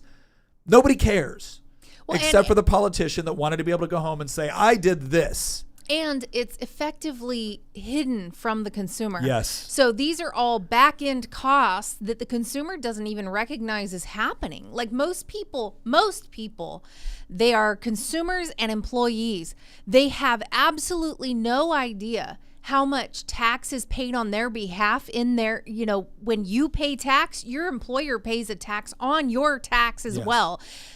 There are a lot of things that your employer is required to do for you. Same with builders and things like that. And so what we see on our end as a consumer is, wow, these prices are insane. This guy must be greedy. Yes. And then the government steps in and goes, you're right, that guy's greedy. And that's why those prices are so high. Yeah. It's him. He's greedy. Yeah. And it's an easy sell for anybody who is not either does not own their own business, isn't an entrepreneur, or is just an employee. And I don't mean to say just an employee, but there is, you don't know what you don't know. There's different knowledge considerations. If you don't have the experience in that area, it's easy to think that they pay exactly what you pay. Well, they don't. Yeah. They don't. And they take a lot more risk as well. Oh, yeah. Barbara, thank you for the super chat. She goes, what about we buy goods that come in a package, and that is reflected in the price? We pay for garbage pickup and have to pay for recycling. The company sells the package to other companies that use in their product. Yeah, it's this idea that, again, the economy is fairly complex because there's so many different people factoring in different decisions based off of different preferences, different need, wants, and demands, all of those things. And, again, the entrepreneur plays an incredibly important role. Like the socialists love to pass off the entrepreneur as just the greedy person that's operating off of other people's labor. No, the entrepreneur is the one that's actually coordinating the risk factors in all of this. Not to mention the fact that the entrepreneur, either through their own labor or through the labor of investors, decided to take a portion of their labor and instead of just spending it on consumer goods or entertainment, they decided to buy something that would help them produce something better. Now, here's my question, especially for some of the people that are like, oh, global unions will solve all of this. Look, I don't have a problem theoretically with unions. I have a problem with the government intervening on behalf of one side or the other within this economic exchange. But here's what I would ask you. Does the laborer want to get the most they possibly can? Does the laborer want the highest wage possible for their work? Yes. Do we ever say, oh, that greedy laborer is causing prices to go up for consumer goods? No. Because most of us are familiar with being the person that wants to make the most we possibly can for our labor. It's a perfectly self-interested thing to want to do. It is just as equally valid for an entrepreneur to want to be able to get the most out they possibly can out of their business with the goods or services they're providing. They both play important functions. But here's what I would ask the laborer to think about, to contemplate. If you don't think you're getting the max value for your labor, which is to say, well, this company is getting a profit off of my labor. Okay, well then why don't you just stop working for them and go work for yourself? Why don't you produce the same thing that you're currently producing and then just compete with them? Well, I don't have the factory, or I don't have the capital goods, or I don't have the advertising budget, or I don't have the built-in consumer. Oh, so you're exploiting those things that your employer brings to the table in order to make your labor more valuable. Oh, you evil exploit. No. You're engaged in a voluntary transaction. Your labor is made more valuable by working for the person that actually has invested in the building and the capital and the advertising and the customer base. You now don't have to build all of that because they've already built it. Your labor is more valuable working for them than it is working for yourself. That's why you do it. But you don't get to come back later and then punch that guy or gal in the face. Like, how dare you get a profit off of my labor? Like, whoa, whoa, whoa, whoa, whoa. You're getting a salary based off of, in part off of my labor. But that's why it's cooperative. He didn't build that. Do you remember Obama being like, you got a business, you got a house, you got a this, you got that? You didn't build that. Yeah. And it's this whole idea that anybody who has something that they are risking in order to build up a company or whatever it may be, you didn't really build that. You built that on the backs of everybody else. And it's because you had a silver spoon in your mouth, your family gave you money or whatever. And those numbers don't pan out actually because most people aren't starting off with inherited wealth. And even very wealthy people, most of them did not start off with inherited wealth. No. But it's a weird misnomer that people actually think that, oh, well, if you're rich, your family's always been rich. But most rich people are first generation rich. Yeah. Well, let's look into this. All right. Because now the complaint might be, well, Nick, sure, you're cherry picking stats from the USSR. All right. Let's look at the next article. Okay, so we're going to go right here to the wonderful United States of America to demonstrate that, once again, we are definitely a freer economy than most of the world, but we're not a totally free market economy, right? Every economy operates to some degree off of a mixed economy, but some are definitely in the category of being more socialist. Some are in the category of being freer. The United States, last time I checked, ranks about 25th based off of the Economic Freedom Index that Heritage puts out. Fraser Institute has one that's similar. The U.S. scores pretty much around that 2020 slot. All right. But this talks about price controls that happen here in the United States under a Republican. Just so you know, I'm more than happy to trash Republicans as well when they do bad stuff. For older Americans, the price control debate is nothing new. In August of 1971, President Richard Nixon announced a 90-day freeze on most wages, prices, and rents. It was a short-sighted attempt to combat the rise of consumer prices that had reached their fastest pace since the Korean War. Following Nixon's announcement, markets rallied and 70% of Americans backed the plan in polls. However, Nobel Prize-winning economist Milton Friedman predicted Nixon's plan would end in, quote, utter failure and the emergence into the open of the suppressed inflation. As predicted, prices soared as soon as controls were lifted, exposing the frailty of government interference with pricing. Among the many bizarre and tragic consequences of Nixon's price controls was the appalling specter of farmers drowning millions of baby chicks or gassing them. As the price for chickens was controlled, but the price of the grain used to feed them was not, they could no longer be sold profitably. Sadly, this meant that the only way for the farmers to avoid losses was to kill them. This is but one example of the unintended consequences of excessive government intervention that prevents market forces from operating. So again, you wouldn't think that, right? You wouldn't think to yourself, well, the government's setting prices to try to make your gas cheaper, to try to make, that's just going to help things. Nope. Grain was still high. Selling chickens was low. The end result was, honestly, the humane thing at that point was farmers to kill millions of baby chicks because it was too expensive to feed them. I have two questions, though. What would you say to the socialist who would respond to this story with simply, oh, well, you know, as predicted, prices soared as soon as controls were lifted, exposing the frailty of government interference with pricing? The socialist might respond and say, this is why you shouldn't lift the price controls. Yeah. The second point is that reading this part, but as the price for chickens was controlled, but the price of grain used to feed them was not. Just the socialists might just say, why don't you just control the price for grain as well? How do you respond to those 2 points? It's called shortages, because that's what ends up happening. Like, again, prices are not arbitrary things that the government is simply just setting because they feel like it, right? Well, actually, that is exactly what the government's doing. They're treating prices as if they're arbitrary, right? When in reality, prices are a reflection, regardless of what you like or don't like. Prices are a reflection of what is actually going on in the economy at the time based off of supply and demand, access to resources, things of that nature. And so when you say, oh, well, the solution to this is just to keep the price of grain low. All right, well, now you have to take it one more step. So this step one was, we're going to make chickens cheaper. All right, well, now I can't afford to keep the chickens because I'm not getting enough money to sell them, so I got to kill them. Because, well, why? because grain prices are too high. Oh, okay, grain prices are low. Well, now the grain farmer's like, well, okay, now I can't afford to actually sell the grain at a level that would allow me to replenish my stock of seed and pay my laborers and the equipment and everything else. So I'm going to stop growing or I'm going to grow something else. Well, why? Well, because the price of seed and the price of labor. Okay, great. We'll reduce the price of seed. Okay, well, now the people selling seeds are like, well, if I can't sell the price of seeds, I'm going to stop selling. Like, it's this infinite regression because, again, the farmers didn't want to kill millions of baby chicks. They wanted to sell them as chickens for hungry people, right? Hungry people didn't want to go hungry, right? But the bottom line is that if you're not accurately reflecting the cost of what's going on in the economy to bring that chicken to your table, you're not going to get a cheaper chicken. You're going to get shortages because now people don't have the incentive anymore. What am I supposed to do? Produce at a loss? Is that what I'm supposed to do? Ultimately, yes. That's ultimately, what it is. Ultimately, and again, here's the irony: the same Marxists that claim that the end stage of capitalism was that you would pay your employer to work for them. No, that's what happens when you engage in price controls and central planning. You are now forcing me with machine guns to continue to produce at a loss when I wouldn't otherwise do that. That's what you're forcing to do. You guys are the ones guilty of the very thing that you claimed late stage capitalism would be guilty of. It is an absolute, again, it's one of those things where what's the terminology? Accusation becomes confession. Right. All right, let's get this one right here. Lance, thank you for the super chat. Saw a tweet from Nick. Can you all explain the South flip thing? I'd be happy to do that. It's not really relevant to this particular podcast, so I will certainly be happy to do that. It might be a discussion we can have over in our circle chat.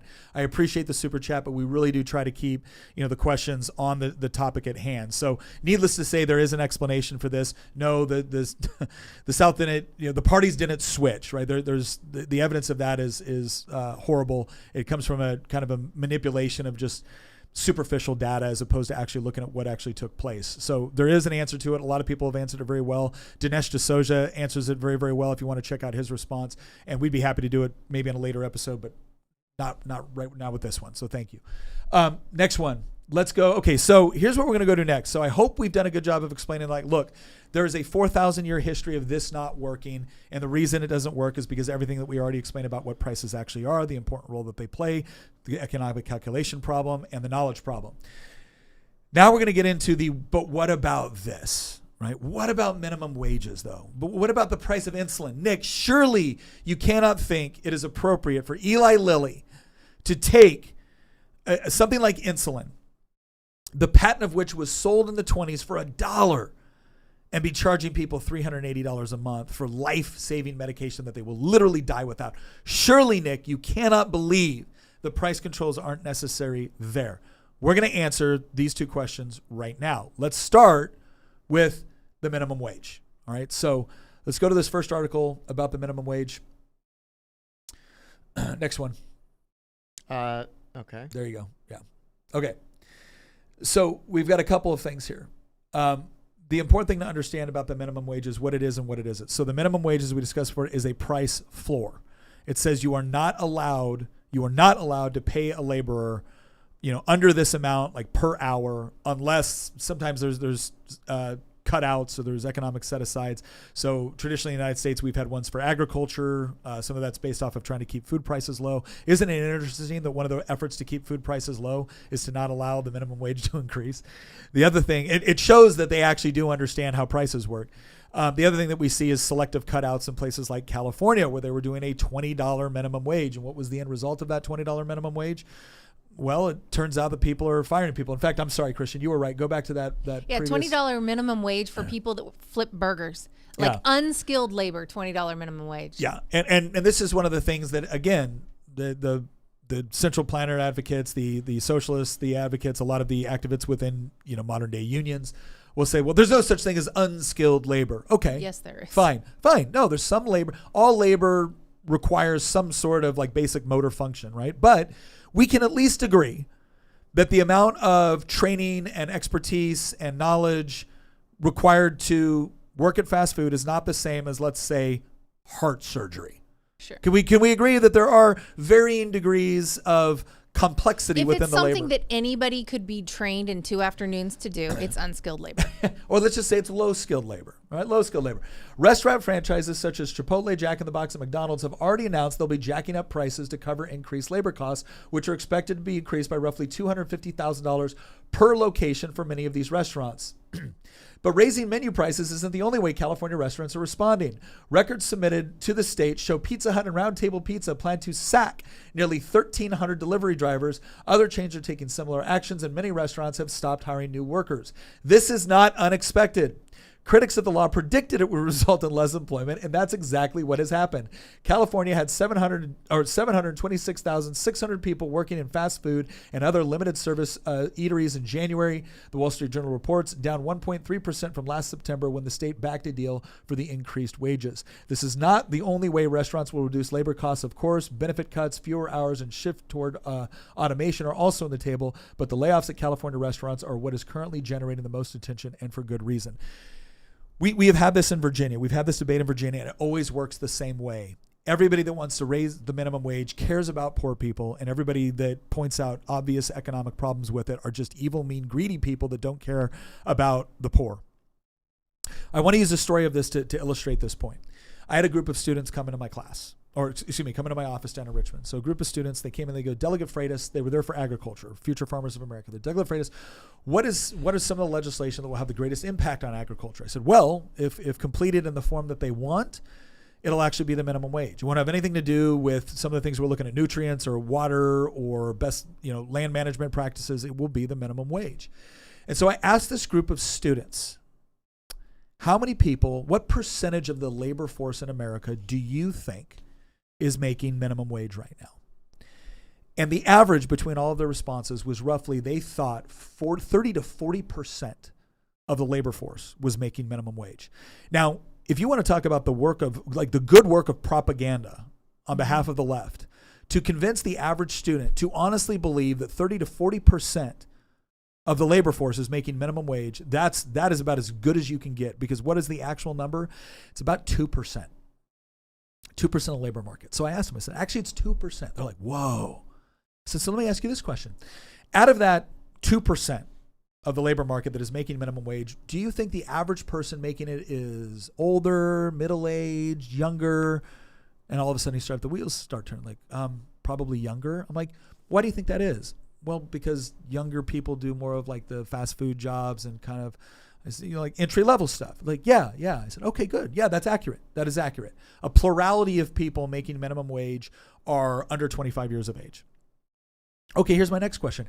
Of those people making minimum wage, right, that 2% of the population, maybe 3% on some years, what percentage do you think will be making minimum wage if they stay in the current job that they're in for at least 6 months?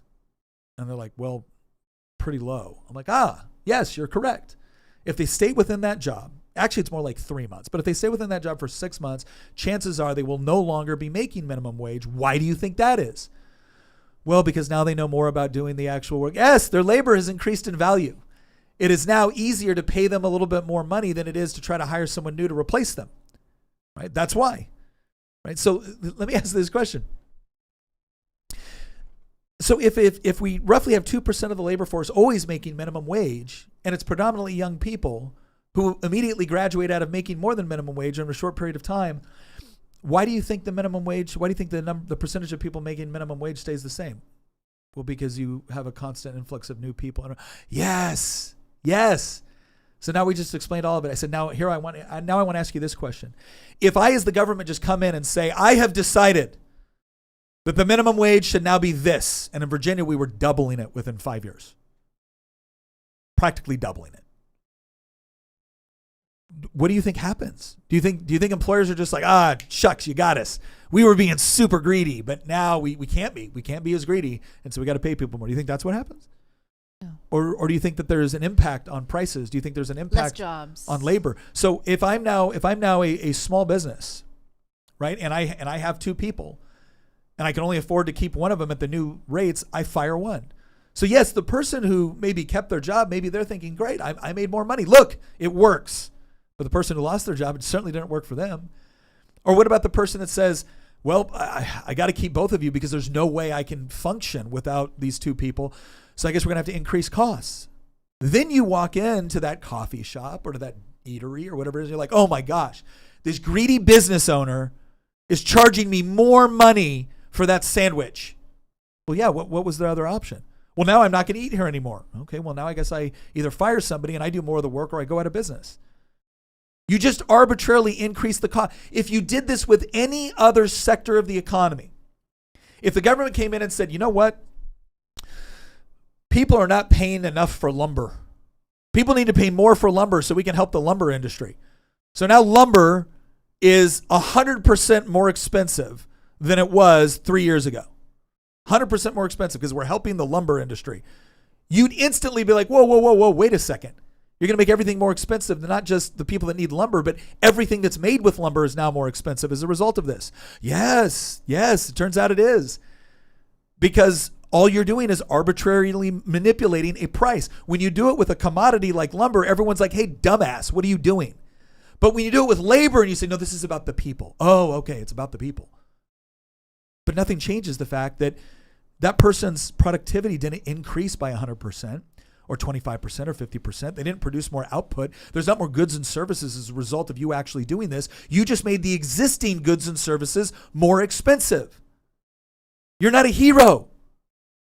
And since demand curves slope downward, which means as something gets more expensive, there's less demand for it, you just made entry-level workers more expensive to hire.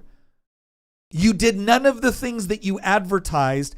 All you did, and I pointed this out before in floor debates. I said, I look at this bill and you talk about how you're going to help working families and how you're going to increase the standard of living for poor people. And I look at the bill and I'm looking at the language here and you know what? There's nothing in there that says that. Nothing in the text of this bill actually says, yep, and then we're going to guarantee, greater standard of living for people. No. You know what it does do? Explicitly. No doubt whatsoever. No marketing, no advertising, just legally. What does it do? Well, it makes someone in Lee County, Virginia, it makes it illegal for them to pay them $12.99 an hour. That's what it does. In fact, it's the only thing it does. So even though the median individual income in a particular county in Southwest Virginia is about $30,000 a year, which means $12.99 an hour in a full-time job is not a bad gig. Especially when you know that 6 months into it, you're going to be making more. What you just told them is, you should be unemployed. Why? Because I'm nice. Well, God bless you, arrogant ass politician. What do you think you've really done for that person? What do you think? Now let's say they keep their job. I've helped them. But now the price of all the consumer goods associated with their labor has gone up. And now they can't even afford as much on the increased pay that you've given them as a result of price manipulation. You know what they think they've done? They've just won re-election. That's what they think they've done. And this why it goes to Thomas Sowell's famous quote about how it's not that politicians don't want to solve problems. It's just the primary problem they want to solve is how do they get reelected. And that doesn't necessarily include doing what's best for you. It's doing whatever helps them get additional votes. And to Tina's point, when you show up to the coffee shop and you're furious that the sandwich that you've always bought for $6 is now $7.50, you don't say, this must be a result of the government manipulating prices through taxes, subsidization, or regulation, or price controls. No. This must be the greedy business owner. I know nothing about everything they had to do in order to deliver this sandwich to me at this price, but I'm going to go ahead and assume that because it costs more now, it must be greed. That's the only possible explanation. Well, ladies and gentlemen, let me ask you this question. If you think entrepreneurs are greedy, what makes you think politicians are somehow less greedy or immune from the same vice? Because if politicians are at least as greedy as the entrepreneurs they're constantly regulating on your behalf, wouldn't it be reasonable to assume that, maybe some of these politicians can also be motivated by greed? Maybe their greed comes in the form of the concentration of power and authority in their hands as a result of your vote. And maybe they have a perverse incentive to trick you into voting for them by telling you things that might sound good but don't actually work well as long as they have someone to blame for the consequences of it. Is that at least not a theory worth considering? I think it's certainly one we should consider before we give them more power. I think that the biggest problem that we have on this front, and there was a comment in our live live chat about this. Somebody said, this was like maybe 30 minutes ago, I know this, like, you know, we were talking about shortages, the knowledge problem, the economic calculation problem, price controls. And this person in the chat said, I know this. Obviously, you guys know this. How do we get other people to know this? Because it goes back to the point that I just brought up earlier that, oh, no, they are solving a problem. Yeah. You know, what they think they've accomplished is their re-election bid. And I mean, ultimately, it goes back to Thomas Sowell's quote, right? That the fact that so many politicians are such shameless liars is not just a damning indictment of them. It's a damning indictment of us, because we're the ones that elect them. And when I say us, I mean, I've never voted for a Democrat in my life, but it's the public at large, right? It's democracy in action. And the end of that Sowell quote is, you know, when the people demand the impossible, only liars can suffice. The problem that we have is that people demand utopia. People demand utopia. People demand no shortages of anything, no limitations on prices of anything. And as Thomas Sowell also brings up, the first law of economics is scarcity. Yeah. There's never enough of everything to satisfy all needs, all wants. We do not live in a post-scarcity society, and we never will. Yeah, there's no such thing. There is no such thing. There will always be something that somebody wants that they don't yet have. Now, maybe there's a means for them to get that thing at some point through hard work or innovation or investment, but there'll always be shortages. We don't exist in a post-scarcity society. We do not live in heaven. And yet the base desire for people is basically no suffering, no limitations, no shortages, no need for work, no anything, right? Everything just need, you know, we all want to live in the land of milk and honey, right? Well, and so like the problem, to go back to that question from the live stream, and I want to present it to you, is that like, we know the problem. Our audience knows the problem. Now, there's always things to learn. Like, you know, it was only within the past year that I learned about, you know, the details of what the Austrian economists were talking about when it comes to articulating the economic calculation problem and the knowledge problem. But intrinsically, if you have a free market mindset, you know what these issues are.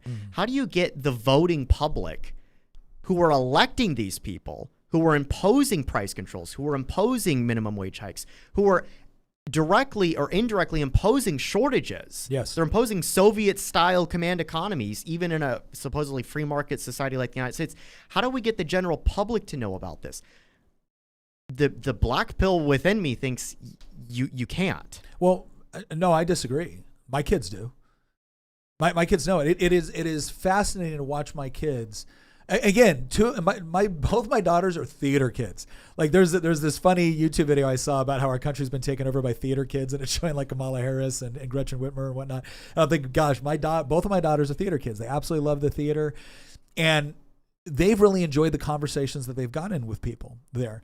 Now, and both of them do an excellent job. What's kind of funny is that between my two daughters, Lily is more likely to explain something like I do, even probably a little bit more gentler.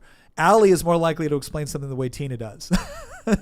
So it's more full frontal assault, man. And it's funny to watch both of them explain things because they're using similar arguments but different approaches to it. But here's what I would say. We didn't find it terribly difficult to explain certain economic principles to our kids, because part of what understanding the economy is, and part of the reason why we took time to do it with our kids, is because it's actually really empowering. Once you kind of understand that, yes, there'll always be people motivated by greed. Yes, there'll always be people, you know, motivated by things they shouldn't be motivated by. But the beautiful thing, like the moral thing, this is the important part. The moral thing about the free market system is not that everybody is going to make wonderful decisions. It's not that there won't be mistakes. It's the fact that in a world with scarce resources, with diversity of talents, with diversity of capabilities, you have an opportunity within a free market to figure out what your place is within that thing, where you bring value to others in exchange for value back. And you get to take a certain sense of wholesome pride in your ability to serve the needs of others so effectively that they're willing to actually give you money for it, right? And then you get to do the same thing. And you guys get to involve in these mutually beneficial transactions where you find somebody that values the talent you have more than the money that they possess, and they have something that you value more than the money you possess, and you exchange. And that's where you get to it. And when you start to explain that, one of the examples that I gave to our children early on when they first got jobs is understand something. You don't own the job. This is one of my biggest problems with some of the some of the discussion that I hear union members, union leaders talk about, like our jobs, like, no, they aren't yours. You have to create the job in order to own the job. What you own is your labor. And you do own that. Nobody should be able to forcefully steal your labor from you. They don't get to do that. You get to voluntarily sell it to them, but they don't get to take it from you. Except the government. Except for the government, right? But the idea is that once you start looking at it that way, where it's like you own your labor, that's what you own. You own your labor, you own your talent, you own your personality, you own all those things, and you should go out there and get the best price for it possible. But if you want to own the job, you have to create the opportunity. That's a different mindset. Now, both mindsets are good, right? We need people that are skilled technicians that want to focus so exclusively on what they do or their art or their craft that maybe they don't want to be an entrepreneur. Maybe they don't want to own the storefront. But the entrepreneur that does own that storefront is now putting in their hands an audience, a customer base, advertising, capital tools to make their labor that much more effective. And when you start to see it that way, where it's like, man, you're providing something to me that I don't do well on my own, but enhances what I do. And what I do is enhancing what you do. And we're able to both benefit from this. We're able to both excel, not just monetarily. We're able to also get value and meaning and purpose from the thing that we provide to each other voluntarily. Knowing that each one of us could walk away if we needed to, if we wanted to, if we got a better offer. Like that's not a scary thing. That's an exciting thing when you think about it properly. It's the other side that are constantly scare people into thinking that, no, you're being exploited. Anything that you don't have that you want is a result of somebody else exploiting you. But don't worry, give me power and I'll take it from them and give it to you. Ooh, that's tempting, isn't it? To abscond with all sense of personal responsibility for one's circumstances, especially in situations where you might be able to say, yeah, hey, that person had a trust fund. I don't. That's not fair. Well, wait a second. If I work really, really hard to provide opportunities for my children, so that they can start off better than I start off. Isn't that the motivation we want within society? Don't we want one generation to be thinking about how their actions, how their investments, how their behaviors elevate and promote future generations? Don't we want them thinking about that? Or do we want them all thinking from the standpoint of, nope, I better all spend it as much as I can right now on me, on what I want. Even if it's altruistic, it's all got to be gone when I left because I want whoever comes after me to start from zero. Wait a second. All of us are the beneficiaries of labor that we never engaged in, thought that we never engaged in. I got news for everyone here. I did not invent the wheel. Nope. I was the beneficiary of literally millennia's worth of people thinking and working and trying and striving. And here I stand on top of all of their labor, on top of all of their thoughts, having at the moment of my birth contributed nothing to it and yet benefiting from it. Is that a bad thing that I inherited all that? Is that a bad thing that you inherited all that? No. So again, when you start to teach your kids that, hey, look, there's no such thing as perfect equality of outcomes. There's no such thing as a perfectly equal starting point. That can't be achieved. And every time people have tried to achieve it, it's led to bloodshed and murder and totalitarianism and authoritarianism. You don't want those things. It reminds me of the Margaret Thatcher quote when she got up and she said, you don't mind if the poor get poorer, so long as the rich get poorer too. And it's because it's like, as long as we're all poor together, that's much better than some people getting rich and some people staying poorer.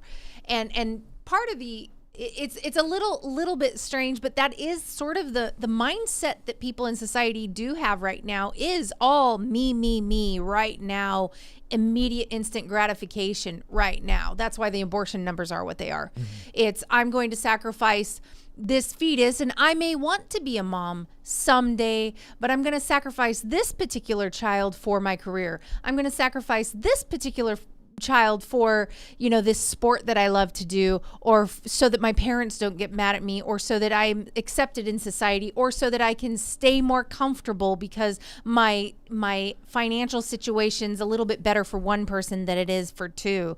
And God forbid you be told that maybe you shouldn't be having, sex outside of wedlock when you're at an age where you can't support a child. No, because it's all my gratification right now. It's all me. Do you guys remember that email that Steve Jobs sent to himself? Yes. He sent it 14 years ago to the day, actually. And it's a short email. I'm going to read it off because it when you were speaking, Nick, a minute ago, it just reminded me of it. He said, I grow little of the food I eat, and of the little I do grow, I do not breed or perfect the seeds. I do not make any of my own clothing. I speak a language I did not invent or refine. I did not discover the mathematics I use. I am protected by freedoms and laws I did not conceive of or legislate, and do not enforce or adjudicate.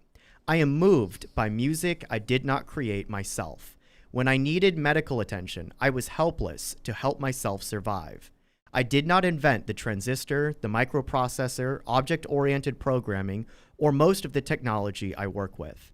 I love and admire my species, living and dead, and am totally dependent on them for my life and well-being. Sent from my iPad. Well, I think another way to look at this, we got one more thing we want to address here, and that's the price of insulin, because I think it's an important one to address. But one more thing too that I think is important to the question that was asked about how do you teach future generations about that? How do you educate people on it?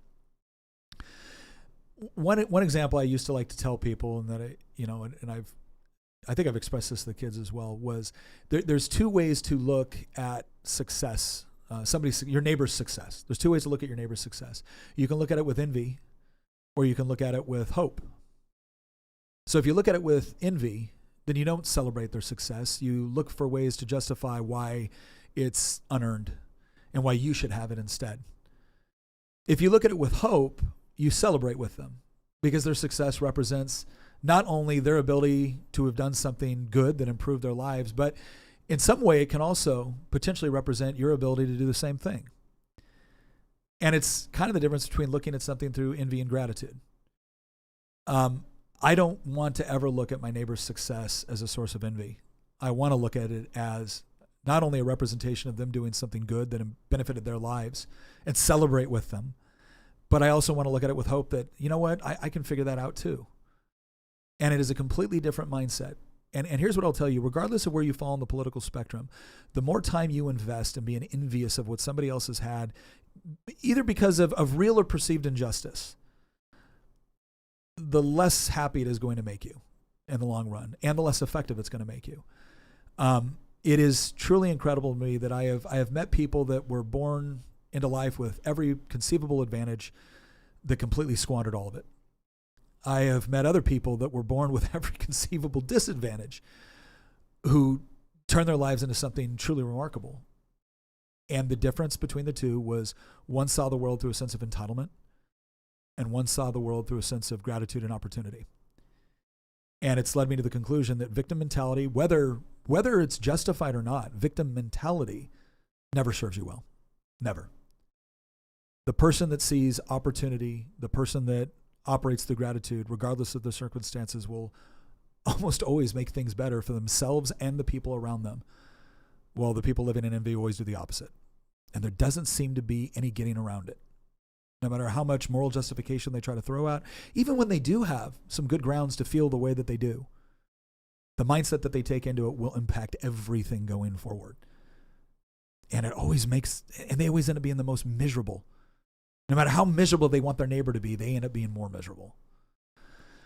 All right, let's go into this last one, because I think it's probably the most effective use case for price controls, and that has to do with insulin prices. So let's go ahead and throw up this article here. Is it that one? Nope, next one. Next one. All right, so we got a tweet here from Bernie Sanders. The inventors of insulin sold its patent for $1. Eli Lilly now charges $360 a month for the drug and made $3.2 billion in profits last year. Meanwhile, Americans must sell all their possessions to get the insulin they need. We're going to take on the greed of the drug industry. Now, nothing that he said there as far as the patent being sold, what Eli Lilly charges, the profits they made, even the fact that some Americans are desperate because they have to do this. It's a survival thing. This is the best, I would argue, best possible case for price controls you could ever advocate for, that you could ever use, and yet it's still wrong. And the question people have is like, okay, but why? Surely, Nick, this can't be the case. Come on.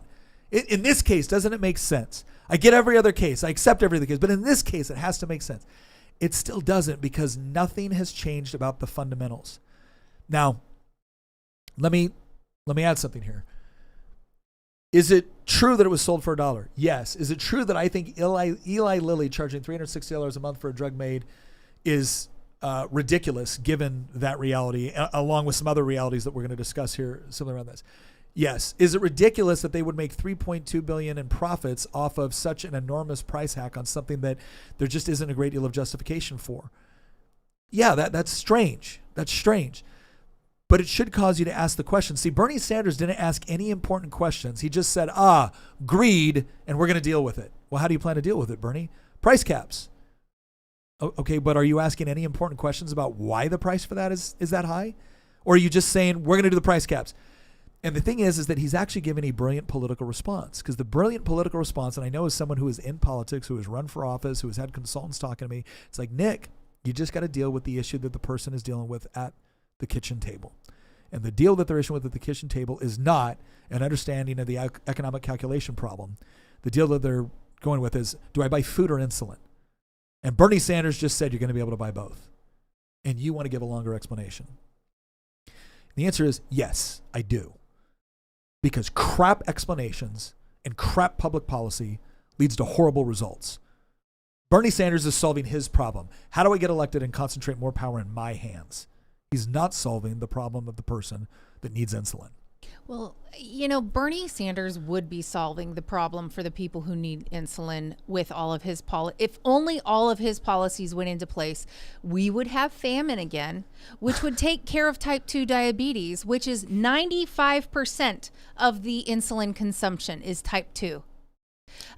It is weight related, you guys, 95%.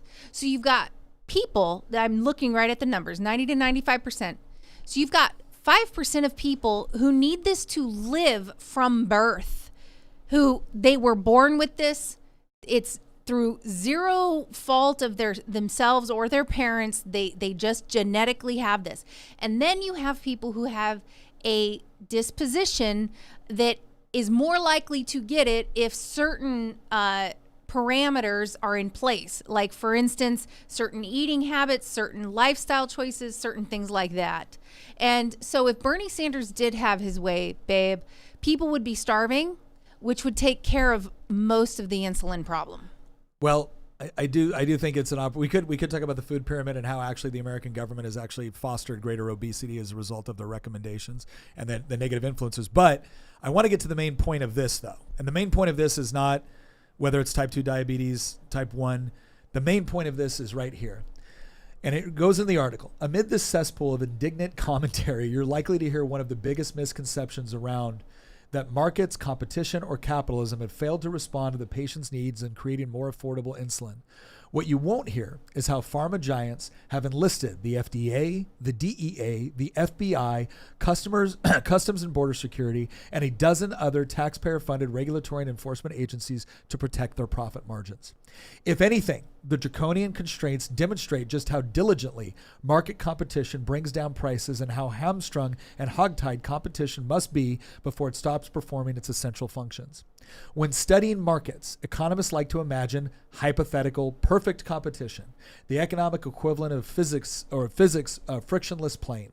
In perfect competition, many suppliers and demanders exchange the same product. Buyers and sellers can find each other and switch products without added cost, and no barriers prevent new supplies from entering the market to offer equivalent goods. If a perfect competition market is the hypothetical free market heaven, the American insulin market is literal hell. And he goes on to 3 reasons why it is the government, not markets, not capitalism. It is the government which is actually causing insulin to be so high. And the government could solve it. Bernie Sanders could solve all this. And yet, he doesn't really want to do any of the things that would be necessary to do that. Why is that?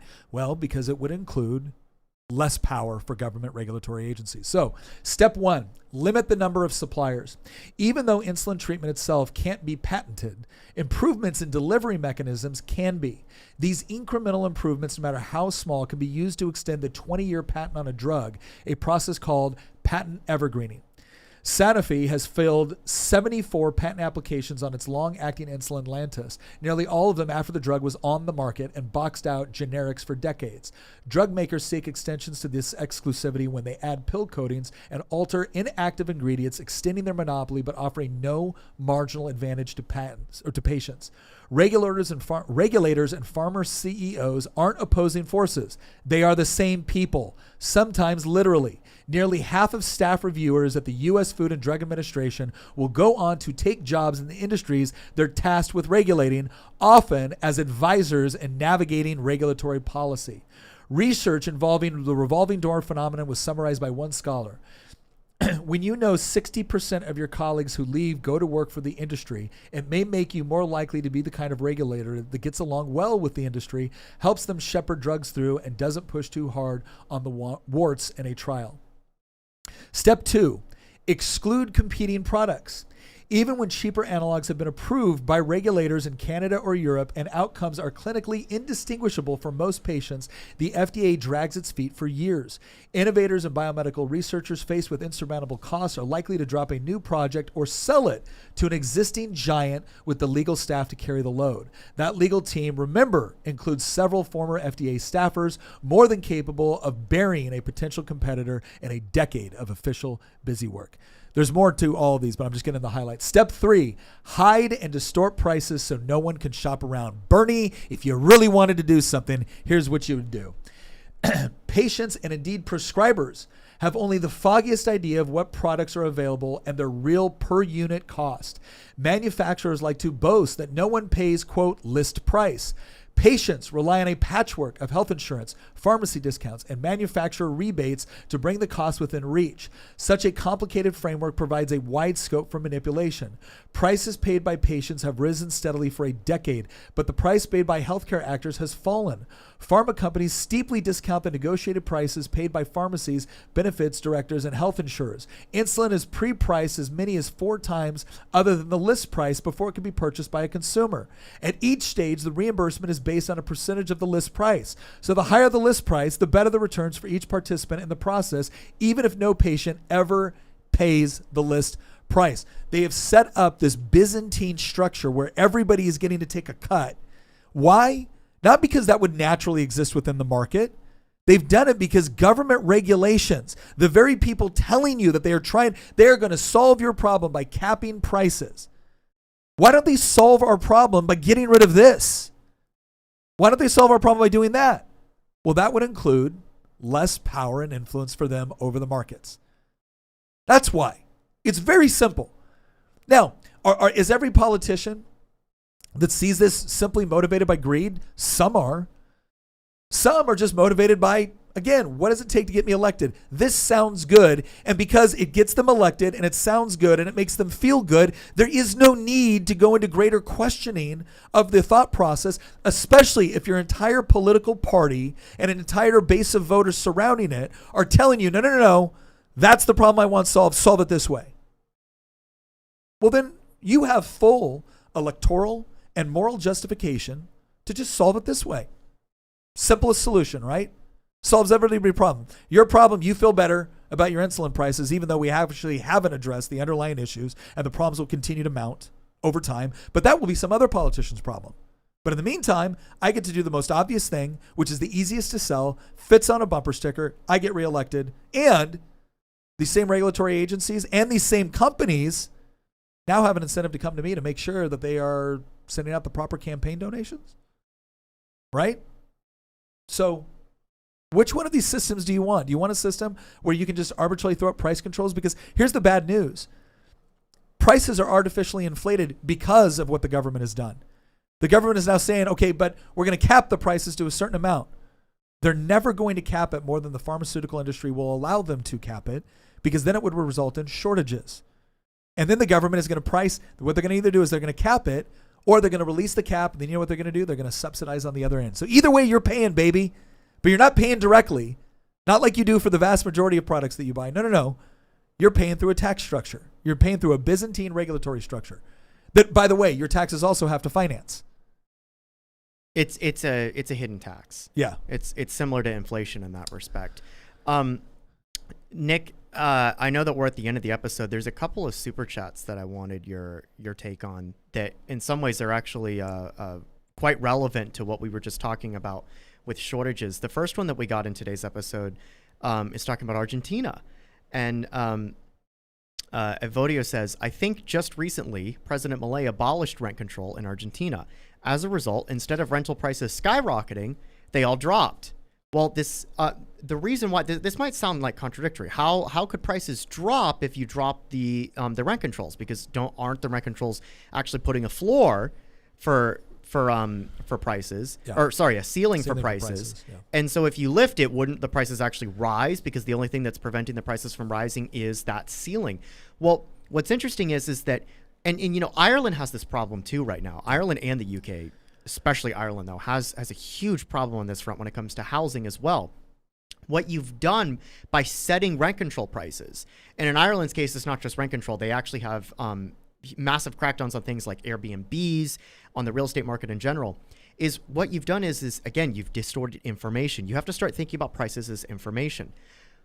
By putting in rent control and putting in a cap on prices, what you've done is that you've distorted the market mechanisms and you've told people, do not go into real estate, do not build, do not rent, do not put your extra bedroom. Oh, the kids have moved out. Don't put your bedroom up on Airbnb in the marketplace because we've put in rent controls. And so what you've done is you've disincentivized the market to address a demand that exists because you've distorted information. Remember, we need to start thinking about prices as information. And whenever government takes away the ability for people, because that's what the market is comprised of, is people. When the government takes away the ability for people to sort through information, you've disincentivized people to go into a particular marketplace to address a demand that might exist because they don't even know if a demand exists now because there's no information.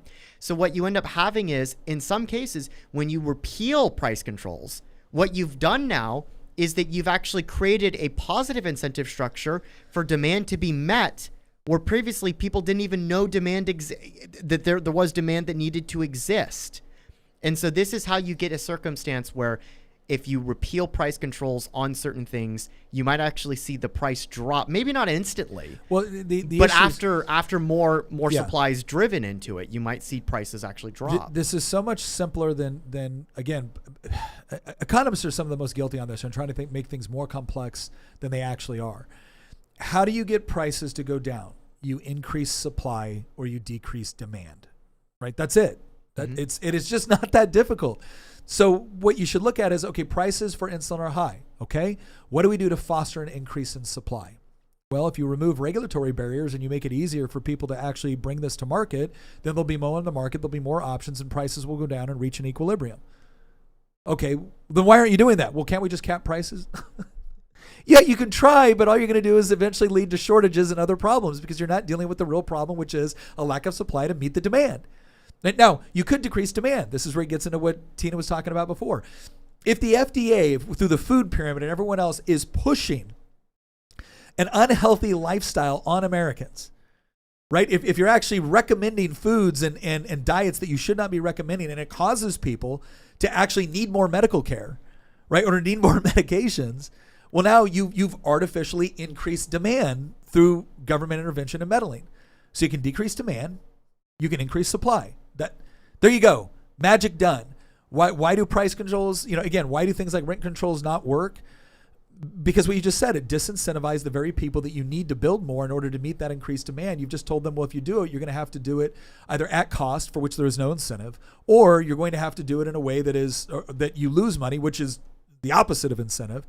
And then a lot of people say, well, the solution is for the government to do it. Oh, the government, which is now operating in an environment where they're spending other people's money on some other problem, and they never do so efficiently or effectively, and always engage in again, either corruption or perverse incentives, which leads to slums, right? So look, guys, I don't know what to say. It's not that difficult, but price controls will never be the answer. Price controls will never be the answer because, as Christian already pointed out, it not only creates perverse incentive, it misunderstands what prices are in the first place and the coordinating function that they serve. So All right, I think we've gone for about 2 hours now on this question of price controls. But listen, we thought this was important because there's a mindset shift that needs to take place right now. And I'm just going to repeat what I just said again, just to kind of close this out. When you properly understand what prices actually are, that it's not just some sort of arbitrary thing that tells us how much our groceries cost, that it's actually information that is informing us about a whole host of things with respect to supply and demand and production costs. And when the government comes in and just starts meddling with it, just starts screwing with it, like it knows more than it actually does, right? It may be doing a lot to get you to vote for them, but it's actually making your situation ultimately worse because it's fundamentally misunderstanding the importance of the information process that prices play. And so we have to start with understanding what it is. And then I want to get to that question too, is in kind of my closing here on what Christian said about, like, how do we transfer this information to a generation? Look, if you're 50 years old and you're just furious and you've been in the union your entire life and you're convinced that Bernie Sanders price controls is what's going to, I'm probably not going to change your mind. I would like to think I could. I certainly think it's possible, but it's probably not the best use of either of our time, right? But what you can do is you can find ways to actually educate your kids so that they properly understand this, so they're not scared by it. Take the mysticism out of it. Again, the economy is not some like weird machine that can only be manipulated by experts and politicians. Nope. It's just people walking into the marketplace of both ideas, products, and services in order to better meet the challenges within their lives and finding ways that they can exchange value for value. That might be as an entrepreneur. It might be as a worker. It might be as an artisan. Who knows? But I know this, in a free market, you get the opportunity to maximize your value while at the same time bringing values to others. And that's what we want. That's what we want. That's an optimal system. Now, does an optimal system never make mistakes? Of course not. We're fallible human beings. We will always make mistakes. But here's one of the things that you will notice. If you want probably the greatest repudiation of the socialist approach to economics, of the price control approach to economics, the central planning approach to economics, if you want the greatest repudiation possible of it, here's the only thing you really need to ask. What do poor people in those countries do when they get an opportunity? Do they stay? Or do they try to leave for countries which allow for greater free markets and individual liberty? They leave. Sometimes they risk life and limb in order to leave. But you know what I never see happening? I never see poor people in countries with free market economics and property rights going to the south of Florida in order to make leaky rafts in order to somehow make it to the socialist utopia of Cuba. And that's the greatest repudiation ever. It's not some argument that we can give you here. It's what the actual people that socialists claim to care about do when given the opportunity and when living under the regimes. I hope you have found this episode to be informative. And, obviously we're coming from a particular mindset here, but we think that mindset is rooted in truth. We have not invented any of these policies. We've merely discovered them. And we see that played out throughout world history. Again, we had read one article here where 4,000-year history of things. I'm hoping that maybe the next generation will learn just a little bit more than we did, because that's what all generations are supposed to do. Leave the next one a little bit better off than where you started. Once again, thank you very much for joining us. Also, if you are looking for a good resource for your children on this, I encourage you to go check out the Tuttle Twins. They've got a lot of really good books on this. Also, you can check out the Tuttle Twins TV show on Angel Studios. They've got some really good programming as well. So you got books, you got programming. We use this for our own kids. We thought it was a great resource. If you watch the cartoons carefully, on I think season 3, there may be somebody in there that sounds distinctly like me, trying to talk in a more noble voice than I usually do. But anyways, thank you very much for joining us. Go check us out on Circle Chat, and we will see you next episode.